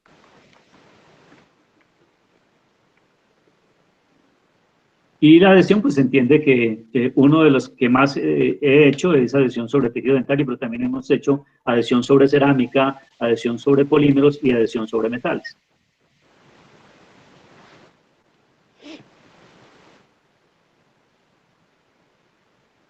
¿Qué otra pregunta hay, Juliana? Bueno, tenemos otra pregunta. Yo creo que retomando un poquito lo que habíamos comentado al principio, acá Laura Tatiana pregunta si no hubiera sido odontólogo, ¿qué hubiera sido? Pero bueno, creo que eso ya lo habíamos retomado en el principio. Entonces no sé si un breve resumen puede hacer la respuesta. Ay. Sí, no, yo digo, mi primera versión futurista era ser veterinario, la segunda fue ser médico y la tercera ser odontólogo. En algún momento por allí el diablillo estaba diciendo que pudiera ser arquitecto, pero digamos que por fortuna el diablillo no pudo más y se quedó con la odontología, pero digamos que también estuvo por allí el diablillo en la arquitectura. Listo, doctor. Tenemos una última pregunta en el chat que es, doctor, ¿cómo puede uno darse a conocer en la investigación?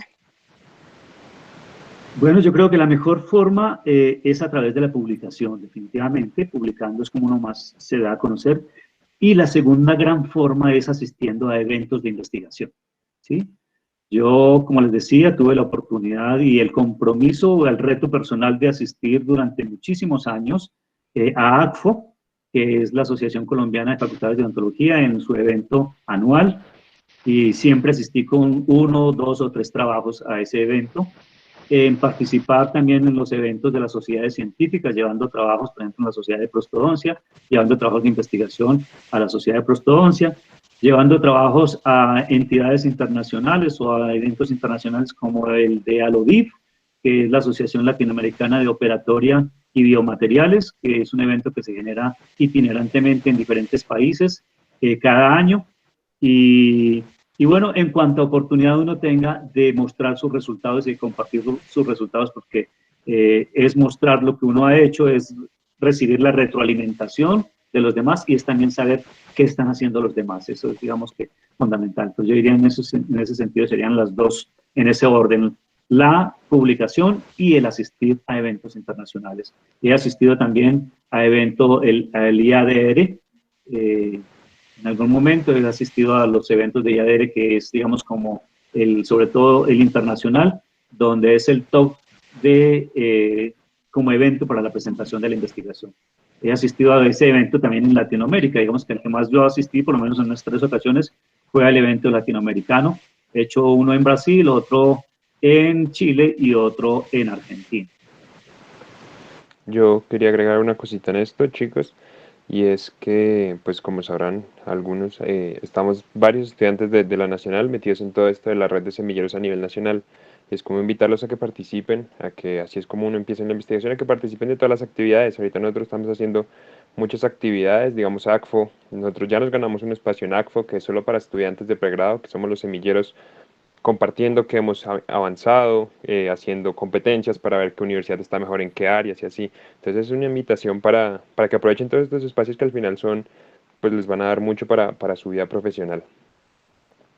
Sí, así es, así es. Digamos que nosotros tuvimos la oportunidad de presentar también cuando se creó el semillero Alfa Omega, empezamos a mostrar nuestra experiencia y digamos lo que estábamos pensando y lo que estábamos haciendo en ese momento en el semillero y digamos que es un espacio importante para dar a conocer lo que se hace y también para recibir ideas de lo que están haciendo otros.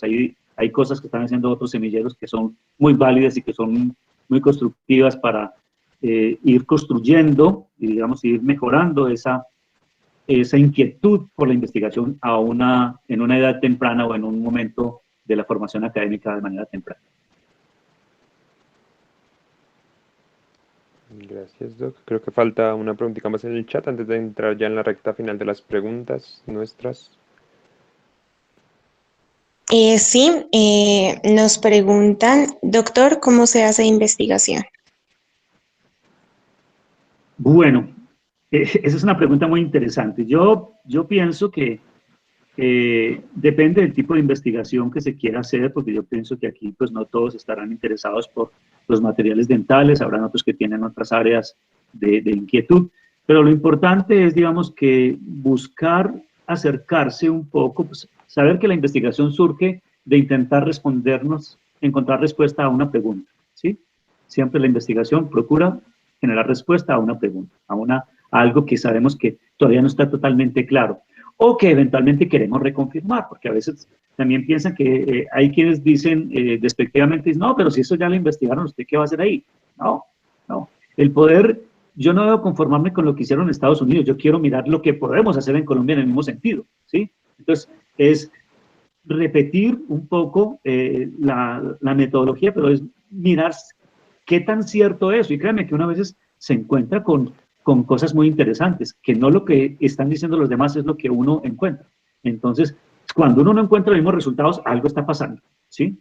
Probablemente no me están diciendo toda la verdad o probablemente hay unos intereses que están generando unos resultados que benefician a alguna compañía o algún material específico. Créanme que de eso hay en el mundo. Entonces, el responder esas preguntas o el verificar o el, digamos que, adaptar esa metodología para dar respuestas desde lo que hacemos nosotros es lo principal. Y lo segundo, digamos que es mentalizarse y buscar una cercanía de alguien que tenga la experiencia, la vivencia de la investigación para que le vaya dando le vaya llevando de la mano del poco a poco y creo que esa es una de las funciones del semillero. ¿Sí? Yo, por ejemplo, en mi época lo manifiesto aquí, como siempre tenía en mente la investigación, uno de mis anhelos era que el doctor Guzmán, que era la persona que yo veía acá, arriba, porque era el que nos daba materiales dentales en la Facultad de Odontología, que es el autor del libro, el coautor del libro en el cual yo tengo el capítulo de lámparas que les comentaba. Yo ambicionaba que él, en el imaginario mío, él era un gran investigador, porque él se había formado en una universidad de Estados Unidos. Entonces, era para mí como el anhelo de que en algún momento yo pudiera llegar a tener la cercanía con él para que él me enseñara algunos pinitos o me dijera cómo investigar. Ese era mi sueño. Y resulta que después, ya con el tiempo, ya de viejo, como se dice, descubrí que él realmente no investigaba. Él enseñaba materiales dentales, pero él no investigaba. ¿Sí? Entonces estaba yo realmente con una errónea visión y finalmente, digamos que en el año 92 fue por motu propio cuando decidimos, bueno, elijamos un tema interesante y trabajémoslo. Entonces, yo diría para ustedes es un poco más fácil ahora que tenemos un pool importante de docentes que investigamos en la Facultad de Odontología, que ustedes se pueden acercar. En mi época era solamente, en mi campo, decía yo, el doctor Guzmán era el que podía liderar trabajos de investigación y resulta que después me enteré que no, yo tenía en mente eso, pero no era la realidad como tal. Hoy ustedes tienen muchos docentes que tienen experiencia en investigación y que los pueden guiar mucho más fácilmente aprovechando justamente este campo del semillero de investigación, que es uno de los campos en los cuales lo importante es que ustedes tengan la inquietud de la investigación, que elijan por qué área quieren ir y busquen las personas que manejan esas temáticas para que si los pueden involucrar o llevar de la mano en procesos de investigación, pues les puedan, digamos, ayudar a desarrollar esa inquietud. Muchas gracias, Doc. Juliana, yo creo que dejemos hasta ahí las preguntas y las que surjan ahorita las dejamos ya para el final, que ya vamos a finalizar nuestras preguntitas. Les vamos a pedir el favor, chicos, que llenen el formulario que compartieron mis compañeros en el chat, que es pues de los que estuvieron presentes aquí en la reunión. Para nosotros tenemos que llevar pues un registro de las personas que participan. Gracias. Doc, entonces la siguiente pregunta que tenemos aquí es, a lo largo de su vida ha organizado numerosos eventos científicos e investigaciones, pero ¿qué tema siente que debería exponerse o investigar más en la facultad y pues en la actualidad? Caramba, pues yo hablo desde el campo mío, ¿sí? Pero también me voy a salir un poco del campo mío. Yo diría que hay que tener un poco de visión futurista en los trabajos de investigación que se hacen para que tengan un mayor impacto. Hablar, por ejemplo, de materiales, todas las investigaciones serias aportan algo importante, pero digamos que si nosotros tenemos en cuenta los desarrollos actuales, como la nanotecnología, como el desarrollo de células madre, como toda la parte que tiene que ver con la parte de desarrollos técnicos importantes de orden electrónico, yo diría que la investigación la investigación importante estaría destinada hacia esas áreas, la biotecnología, la nanotecnología y todo lo que tenga que ver con la citotoxicidad o la biocompatibilidad y desarrollos de pronto a nivel dental desde las células madres. Por ejemplo, probablemente ustedes ya sepan que hay uno de los futuros de la implantología dental es el desarrollo de gérmenes dentales a nivel de laboratorio, de tal suerte que a futuro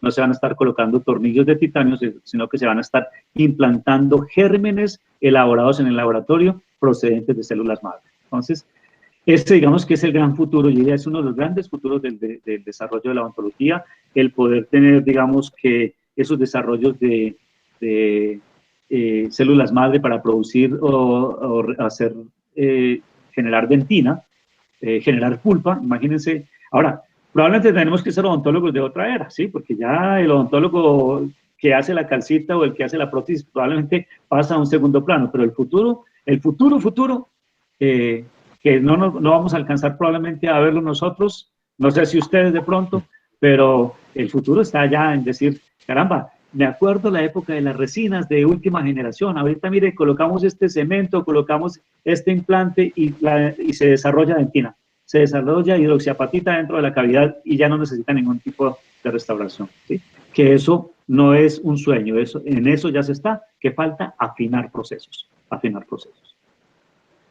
Sí, yo creo que nos toca es ir apuntando hacia allá a nosotros, ir buscando cómo podemos ayudar a que sigamos avanzando. Y saber que hay algunas universidades en el mundo que nos llevan bastante distancia en ese desarrollo y los futuros investigadores apúntenle a tener esa formación. Doc, ahora hablemos de su grupo de investigación. ¿Por qué se le dio origen al grupo GRIMAT? Que así es, pues ya nos explicará un poco más del porqué del nombre. ¿Y cuáles han sido los logros más destacados de este grupo? Bueno, digamos que les decía, los antecedentes del grupo GRIMAT fue un grupo de estudio que generamos cuando el doctor Guzmán se jubiló de la facultad. Nosotros quedamos como, ¿y ahora quién nos va a enseñar materiales dentales? ¿No? Porque él era el papá de los materiales dentales, pero no había dejado a alguien que estuviera ahí detrásito de él.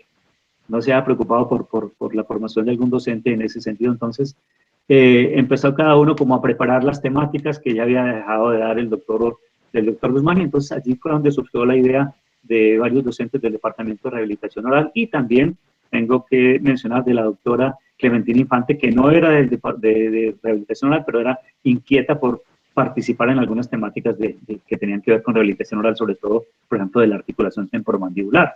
Entonces formamos un grupo donde nos dábamos una cita cada 15 días, cada uno se comprometía a hacer la revisión de un artículo y a venir y comentarlo en esa reunión. Entonces, era una reunión nocturna, ¿sí?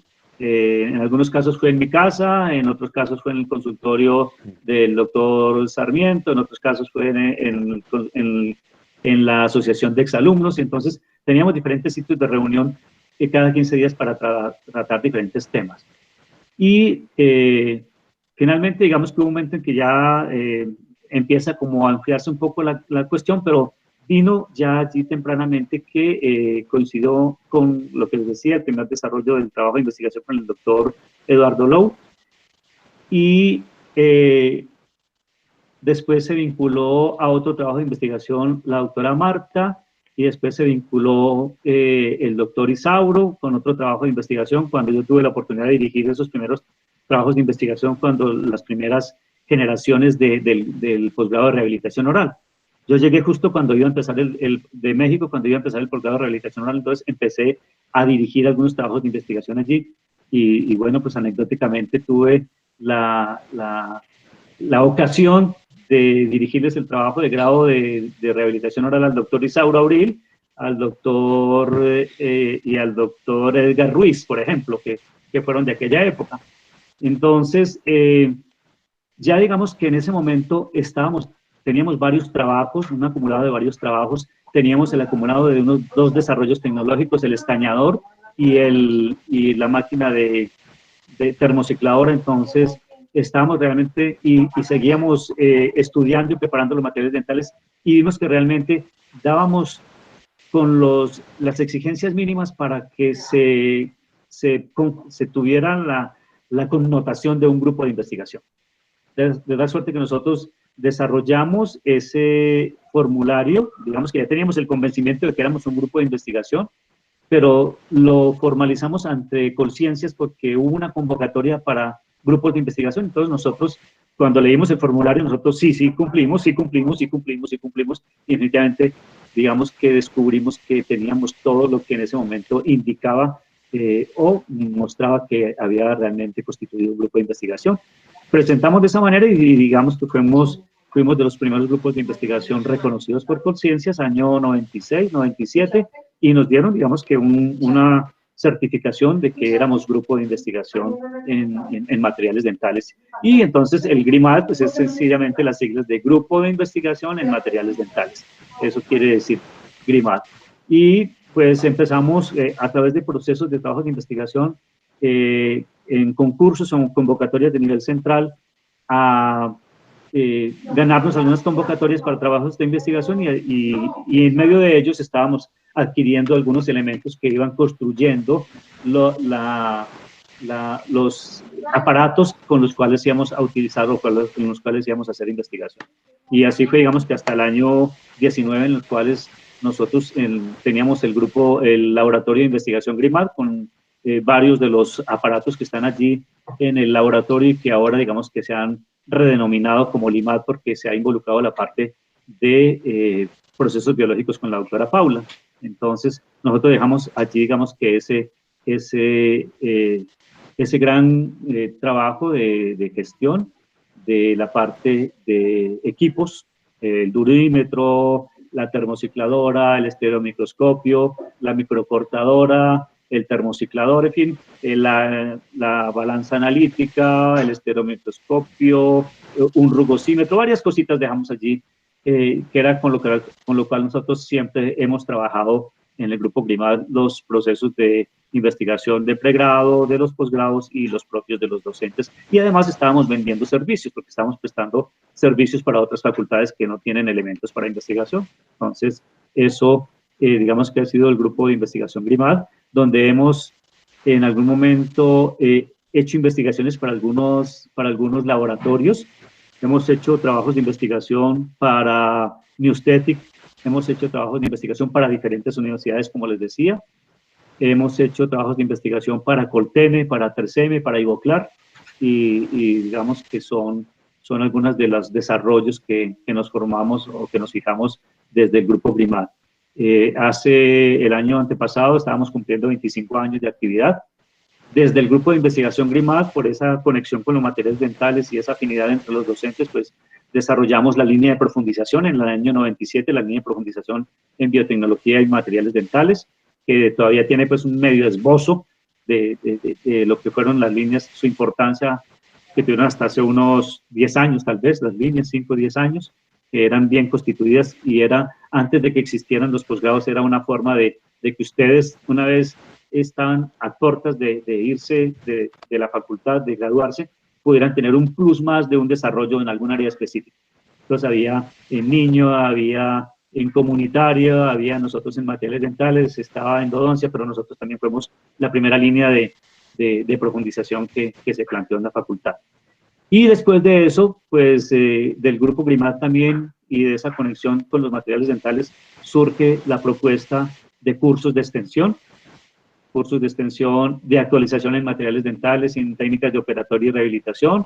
Después esto se convierte en un diplomado y simultáneamente o más bien antecitos de que fuera diplomado, nosotros decidimos que era, digamos que nos dimos cuenta que era el momento de proponer la especialización en operatoria dental estética.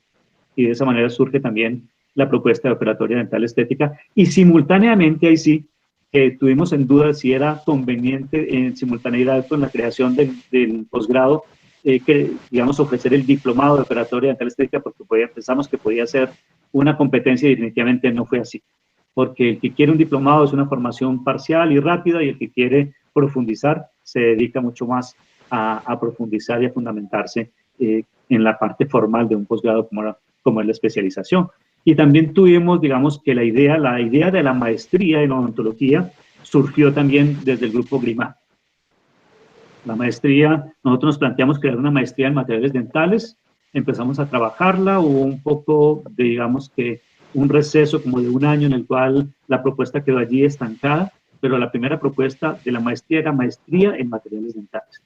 Después la doctora, cuando fue vicedecana, la doctora Clementina Infante, entonces ella dice, oiga, mejor hagámoslo de manera genérica, denominémoslo maestría en odontología. Con eso yo alcanzo a meter una línea que me interesaría también que fuera maestría, que era la línea de crecimiento y desarrollo que ella tenía en su cabeza. Entonces, la maestría en odontología, digamos que tuvo esas dos líneas, la de crecimiento y desarrollo y la de materiales dentales como inicio, ¿sí? Entonces, hemos aportado de alguna manera ideas para el desarrollo de los materiales dentales a diferentes niveles en la facultad, a nivel de extensión y a nivel de 2 programas de investigación, de 2 programas de posgrado, como ha sido la especialización y la maestría. Muchas gracias, Doc. Ya no es que una preguntita, pero bueno, me acaba de surgir algo con todo esto que nos contaba. Primero, Sí. pues muy sorprendido de todo el avance y todo lo que han logrado como grupo de investigación. Me parece increíble hasta lograr la maestría ahorita, que pues es algo muy complicado de pasar y del papeleo y todo, me imagino. Y mi pregunta va de cómo los estudiantes de pregrado pueden hacer parte de este grupo de investigación, cómo es el contacto, cómo podemos entrar. Ya, bueno, yo quisiera aclarar, digamos que la idea surgió desde GRIMAD, pero finalmente para la constitución o para la formulación de un proyecto de proyecto de posgrado se conforma un grupo gestor. Entonces, en el grupo gestor vinieron otras personas. Entonces, había que ampliar el grupo y darle soporte académico al grupo que iba a proponer la maestría. Por eso, digamos que entonces invitamos al profesor Delgado, invitamos también al profesor Fierro, y hicimos partícipes como dos profesores internacionales, al profesor mío de materiales dentales en la UNAM y al profesor Joao Carlos de Punta Grosa. Entonces fueron nuestros pares, digamos, avaladores de ese soporte académico internacional para la propuesta de materiales dentales. Y finalmente, digamos que esa fue nuestra gran participación en la propuesta de la maestría. Y en la propuesta del posgrado de especialización sí fue exclusivamente, estuvimos nosotros exclusivamente, y hablo de la doctora Marta Calle, el doctor Eduardo Lowe y el doctor Sarmiento, el doctor Isaura Abril y yo estuvimos allí en la propuesta de la especialización. Entonces, Gracias, me perdí un poco en lo que tú querías que te comentara. de cómo podríamos hacer parte nosotros los estudiantes de Sí. pregrado de este grupo. Entonces, no, yo creo que es sencillamente acercarse un poco a los miembros del grupo GRIMAD que tienen procesos activos, que están desarrollando algún trabajo de investigación, que tienen algunas afinidades temáticas y mirar cómo los pueden vincular poco a poco. Yo en este momento, digamos que estoy haciendo el ejercicio de vincular estudiantes tempranamente para que vayan acercándose a la investigación de diferentes maneras. Uno, digamos que siendo testigos de las partes metodológicas. Dos, en la formulación de un anteproyecto de investigación, en la revisión bibliográfica, en cómo analizar esa bibliografía base que empieza a responder a la pregunta que nos está planteando. Entonces, digamos que yo en este momento, pues todos llegamos a un momento de saturación, digamos que cada uno de los miembros de GRIMAD puede de pronto eventualmente dirigir 1 o 2 trabajos y digamos que eso va a ser en este año, pero en el siguiente año podemos recibir 1 o 2 cada uno. Entonces, porque tenemos un límite dentro de nuestra jornada de trabajo para desarrollar trabajos de investigación. Y también a veces yo he tenido la experiencia de dirigir en simultáneo 5 o 6 trabajos y es fatal. Eso es demasiado trabajo, la paga uno caro la paga uno caro porque en el momento que ustedes le están exigiendo presentar resultados, escribir el artículo, presentar el informe, es un trabajo muy arduo para uno, entonces es bien complejo y por eso uno también tiene que llegar a unos límites donde se hagan las cosas bien, con responsabilidad. Entonces, es acercarse sencillamente a las temáticas. Yo en este momento todavía figuro como el coordinador del grupo y entonces sé qué temas está desarrollando cada profesor y puedo de pronto, si hay alguna inquietud de alguien que quiera acercarse a la investigación en materiales dentales, pues puedo hacerle algunas sugerencias y mirar cómo podemos apoyar y desarrollar esa inquietud. Listo, gracias, Doc. Entonces ya con la última pregunta que tenemos y ya abrimos para las preguntas que tengamos en el chat. La última es, ¿cómo es el proceso para realizar una publicación científica? Para cuando busquemos una revista o algo. Bueno, miramos, digamos que ustedes, si no han tenido, deben tener unos invitados especiales que les indiquen cómo es el proceso de una publicación científica. Digamos que hay algunas cosas a tener en cuenta, ¿sí? Cuando uno va a publicar, lo primero es ejercitarse en la adecuada escritura que sea entendible y leíble de manera mundial o de manera global, que lo que uno está diciendo se entiende aquí en cualquier parte. Y por eso, digamos que debe ser en un idioma inglés, pero en un idioma técnico, en un lenguaje técnico que sea entendible en cualquier parte del mundo. Eso es muy importante, digamos, partir de allí, de que se debe aprender a escribir primero en español para después hacer una adecuada traducción al inglés. Y eso, digamos, que lo va logrando también uno en la medida en que uno va leyendo artículos y leyendo artículos donde uno ya casi que sabe las frases y los términos que están empleando para el trabajo o la temática que uno está empleando. Entonces, uno cada vez va adquiriendo más desarrollo o más desarrollo del lenguaje técnico para el tema que uno está trabajando. Entonces, uno debe elegir qué impacto, dónde quiere que sus resultados se conozcan. Quiere que se conozcan en Colombia, entonces publica en Colombia. Y probablemente lo va a hacer fácil en español. Quiere que lo conozcan un poquito más afuera, entonces busque una revista que tenga, digamos, que un impacto en un ambiente latinoamericano. Y si quiere que sea universal, pues tiene uno que buscar revistas de orden internacional. Las revistas de orden internacional son demasiado, digamos que algunas de ellas son muy exigentes, se requiere a veces de un padrinazgo, alguien que le presente a uno como que uno realmente hizo las cosas y que tiene una prestancia en la investigación y además tiene costo. ¿Sí? Entonces hay publicaciones que pueden salir perfectamente para uno publicar $4.500, $5.000, $1.000, $2.000, $3.000. Entonces la publicación en revistas prestantes es costosa. Por eso a veces se hacen, digamos que también convocatorias para la publicación, para la traducción y para la publicación.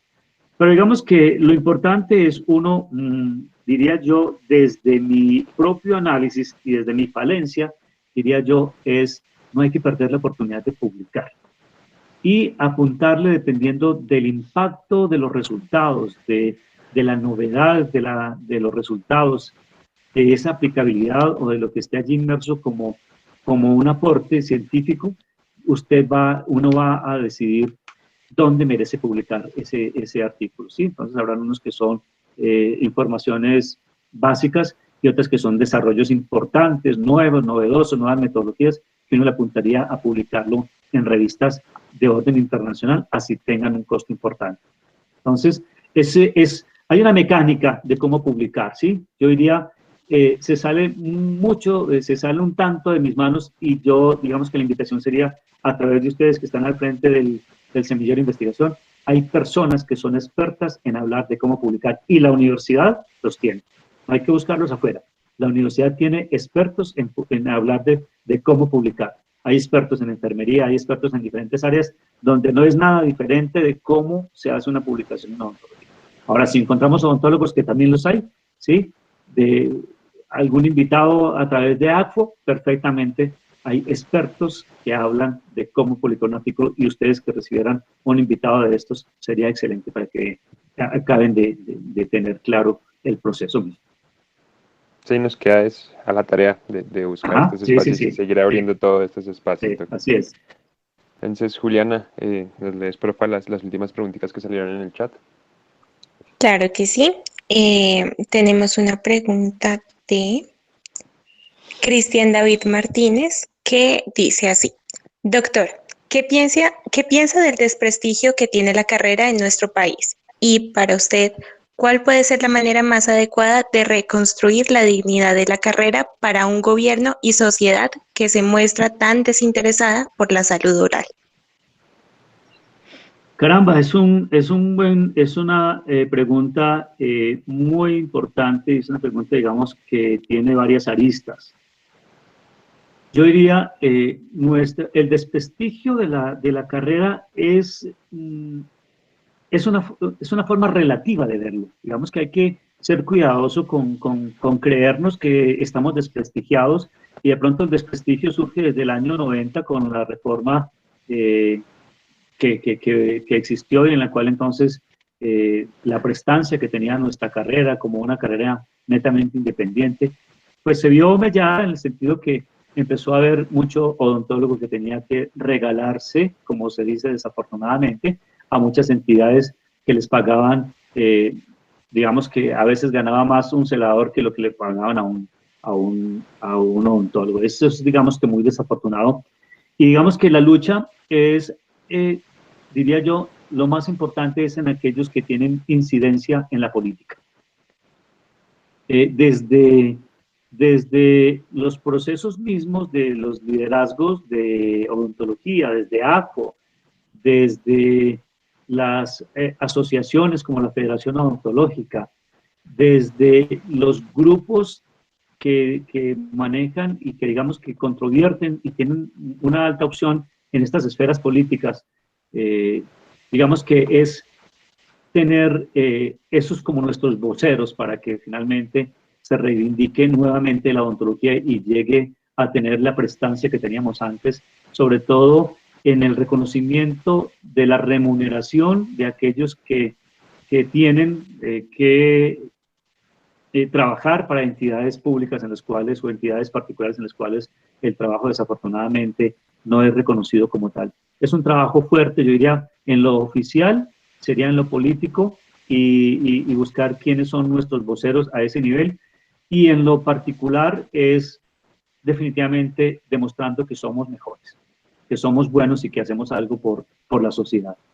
Yo creo que lo que ha ocurrido, por ejemplo, en esta pandemia, en la cual la Federación Odontológica, tengo que reconocerlo, se movió para que no quedáramos nosotros como los de la salud no reconocidos, sino que realmente tuvimos la oportunidad de manifestarnos ante el Ministerio de Salud como profesionales de la salud que estábamos llevando los protocolos de bioseguridad desde antes de la pandemia. Siempre nosotros tenemos protocolos de bioseguridad que han sido, digamos, manejados y enseñados en las diferentes escuelas de odontología, y lo que hicimos aquí fue adaptarlos y hacerlos un poquito mucho más rígidos, pero nosotros no desconocíamos los protocolos de bioseguridad, y digamos que fue una de las cosas que se mostró justamente por gestión de las sociedades científicas y de la Federación Odontológica.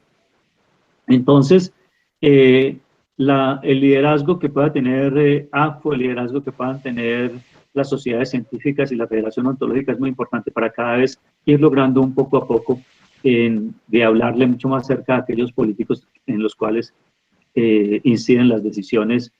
Y el resto es mostrarnos como una profesión responsable, como una profesión indispensable, y nosotros de alguna manera, en la medida en que vamos escalonando ese proceso de experiencia profesional que muchos hemos tenido que vivir, o que muchos tienen que vivir, de salir y tener que emplearse, pues que esos empleos sean de manera temporal y siempre procurar escalonar en ese progreso donde cada vez tengamos la libertad de tomar nuestras propias decisiones frente a un paciente, y no que nos impongan que no alguien decida lo que tenga que hacerse en ese paciente, pero que también nuestro esfuerzo, nuestro trabajo, nuestra dedicación sea cada vez, digamos, que reconocido también económicamente. Entonces, nosotros demostrando que hacemos las cosas bien, que somos responsables, y haciendo la diferencia de que venimos de una universidad que sigue teniendo un gran nombre, porque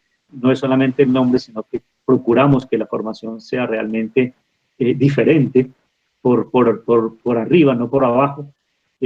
Estaremos nosotros reivindicando la profesión, el quehacer de los egresados de nuestra facultad, y esperamos que podamos en algún momento ser voceros o tener nuestros voceros que logren mejores cosas a nivel de la política central.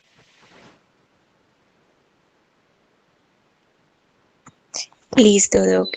Tenemos una última pregunta acá en este chat de Jamer Torres, que pregunta, ¿existe algún grupo de instrumental o invento de los mismos? Uno, digamos, no sé si de pronto se refiera a cuando uno desarrolla aparatos nuevos o instrumentos nuevos. ¿Sí será eso el sentido de la pregunta? Yo creo que está como enfocado hacia el grupo de investigación, ¿no? Jamer, no sé si puedes abrir tu micrófono y comentarnos bien a qué te refieres con tu pregunta. Buenas noches. Sí, Buenas Buenas noches. sí, lo que dice el doctor es sobre como creación de nuevo instrumental o mejoras de los mismos. Entonces, sí, Sí, claro. Sí, bueno, mira, nosotros en el grupo de investigación tenemos una línea que se llama desarrollo tecnológico. Y desarrollo tecnológico es crear nuevas cosas.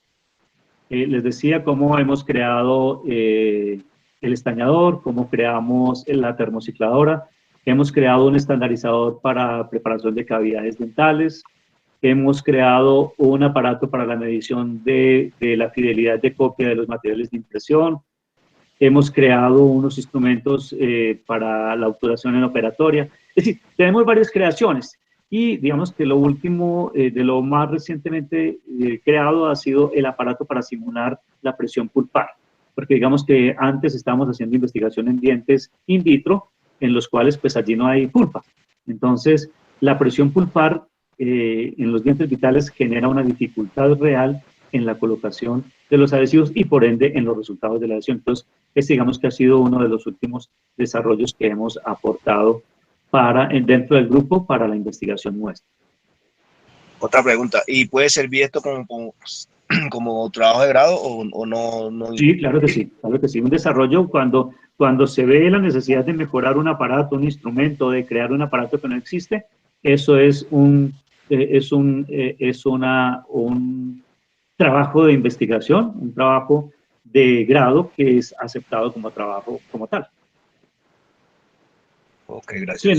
por ejemplo, en el posgrado de rehabilitación, con la doctora Marta Prieto, que estuvo algún tiempo en la facultad, con ella su trabajo de grado fue desarrollo tecnológico. ¿Y qué desarrollamos? Unos instrumentos para poder hacer las pruebas de microtensión en el aparato, en la máquina de aplicación de cargas de ingeniería. Entonces desarrollamos el aparato para poder hacer, el instrumento para poder hacer las pruebas de microtensión.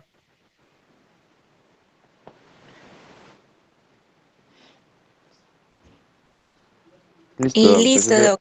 Creo que eso es todo. No sé si estoy en lo correcto, pero creo que hay una pregunta de Instagram que también se va a realizar. No sé. Buenas noches. Buenas noches. buenas noches. Tenemos una pregunta desde nuestra red social Instagram, que salimos como @semilleroalfaomega. Dice, ¿con qué otras áreas o facultades le gustaría realizar investigación? Pues bueno, mire, áreas, yo digamos que el grupo GRIMAT, y digamos en este caso hablo en primera persona, hemos realizado trabajos de investigación con ortodoncia, hemos trabajado con odontopediatría y digamos que tenemos esas experiencias de trabajos de investigación. Hemos trabajado, por ejemplo, sellantes, hoy salió un trabajo muy bonito de sellantes con odontopediatría, también trabajamos microfiltración con dientes temporales, trabajamos adhesión de brackets con ortodoncia, diferentes tratamientos de brackets, diferentes cementantes. Entonces, digamos que hay diferentes áreas con las cuales hemos trabajado también con química, en simultaneidad con química, con el profesor Ricardo Fierro. Digamos que yo le codirigí la tesis a la autora Gisela Ramos.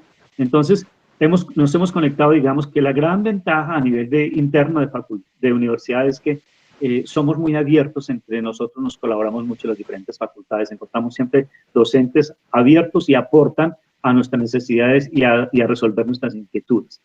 Entonces, a nivel interno de facultad, con esas dos áreas, y digamos que a nivel de universidad con química y con ingenierías hemos trabajado de una manera, digamos, muy frecuente en varios trabajos. Y a nivel de facultades, pues yo he tenido la oportunidad de dirigir trabajos o codirigir trabajos en la Javeriana, en el Bosque, y actualmente estoy codirigiendo un trabajo en el CIEO, la Fundación CIEO. Muchas gracias, doctor. Con mucho gusto.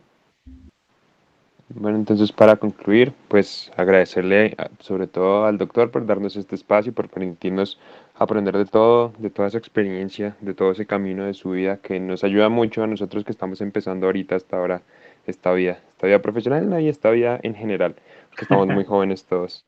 Muy bien, sí. No sé si quiere agregar algo. No, yo solamente quiero pues agradecerles el espacio, la verdad fue un espacio bastante agradable el poder compartir estas experiencias y desde luego que me complace de manera importante el hecho de que el semillero esté reviviendo, que haya sido, digamos, más bien que continúe esa visión que nos forjamos en aquel momento donde sabíamos que había que tener un espacio para generar la inquietud de investigación y para apoyar a aquellos que tenían la inquietud de investigación de manera temprana, es decir, en los primeros semestres, que es la mejor forma de que ellos empiecen a tener elementos que les van a aportar para desarrollar la investigación de una manera mucho más, digamos, más ágil y con más fundamento. Entonces, el semillero de investigación es un campo de libertad, es un campo de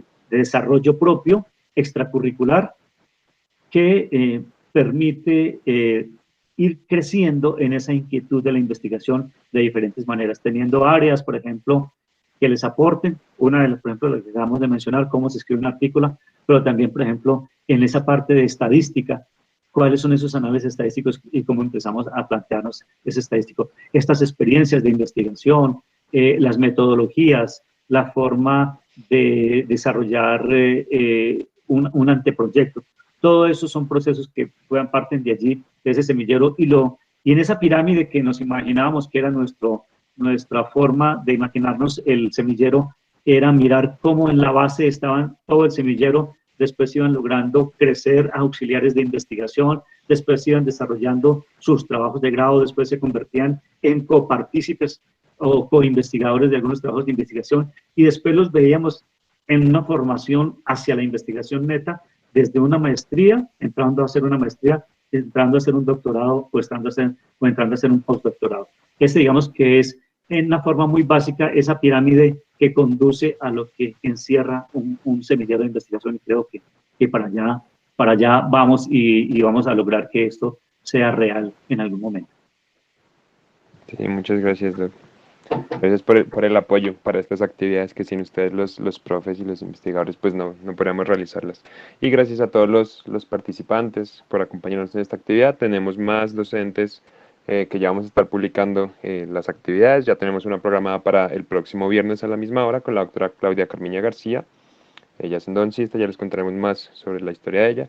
Y pues que ojalá nos puedan seguir acompañando porque tenemos más y más profesores que son de altísima calidad y que pues nos interesa como aprovechar y aprender de ellos en estos espacios.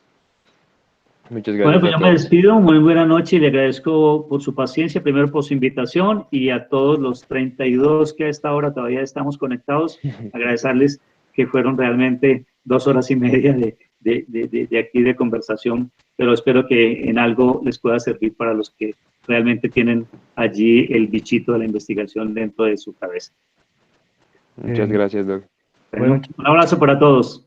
Últimamente invitarlos a que nos sigan en nuestra página de Instagram, @semillero_alfomega. Estaremos publicando todas las actividades que realizaremos en los días siguientes y estén pendientes de las historias para la información relacionada a estas. Muchas gracias, doctor. Bueno, muy bien, buenas noches. Gracias. Vi una preguntita ahí. Ingrid nos pregunta que si los enviamos los links. No, estos links, es que somos un proyecto estudiantil y sede nos exige como unas listas para que mostremos que sí está participando la gente.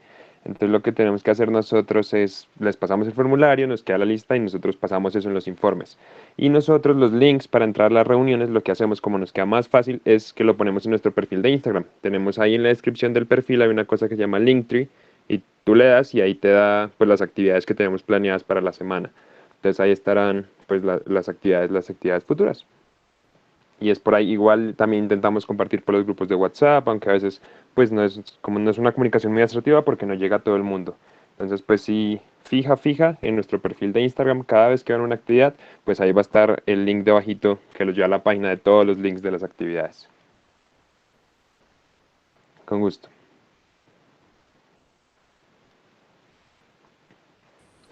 Intentamos también hacer la difusión por los grupos, por los chats de WhatsApp de la facultad para que estén pendientes. Y pues nada, chicos, muchas gracias por su asistencia. Sí, Estamos todavía un gusto verlos, 25. nos veremos. No, no nos Nos queremos veremos. ir de acá.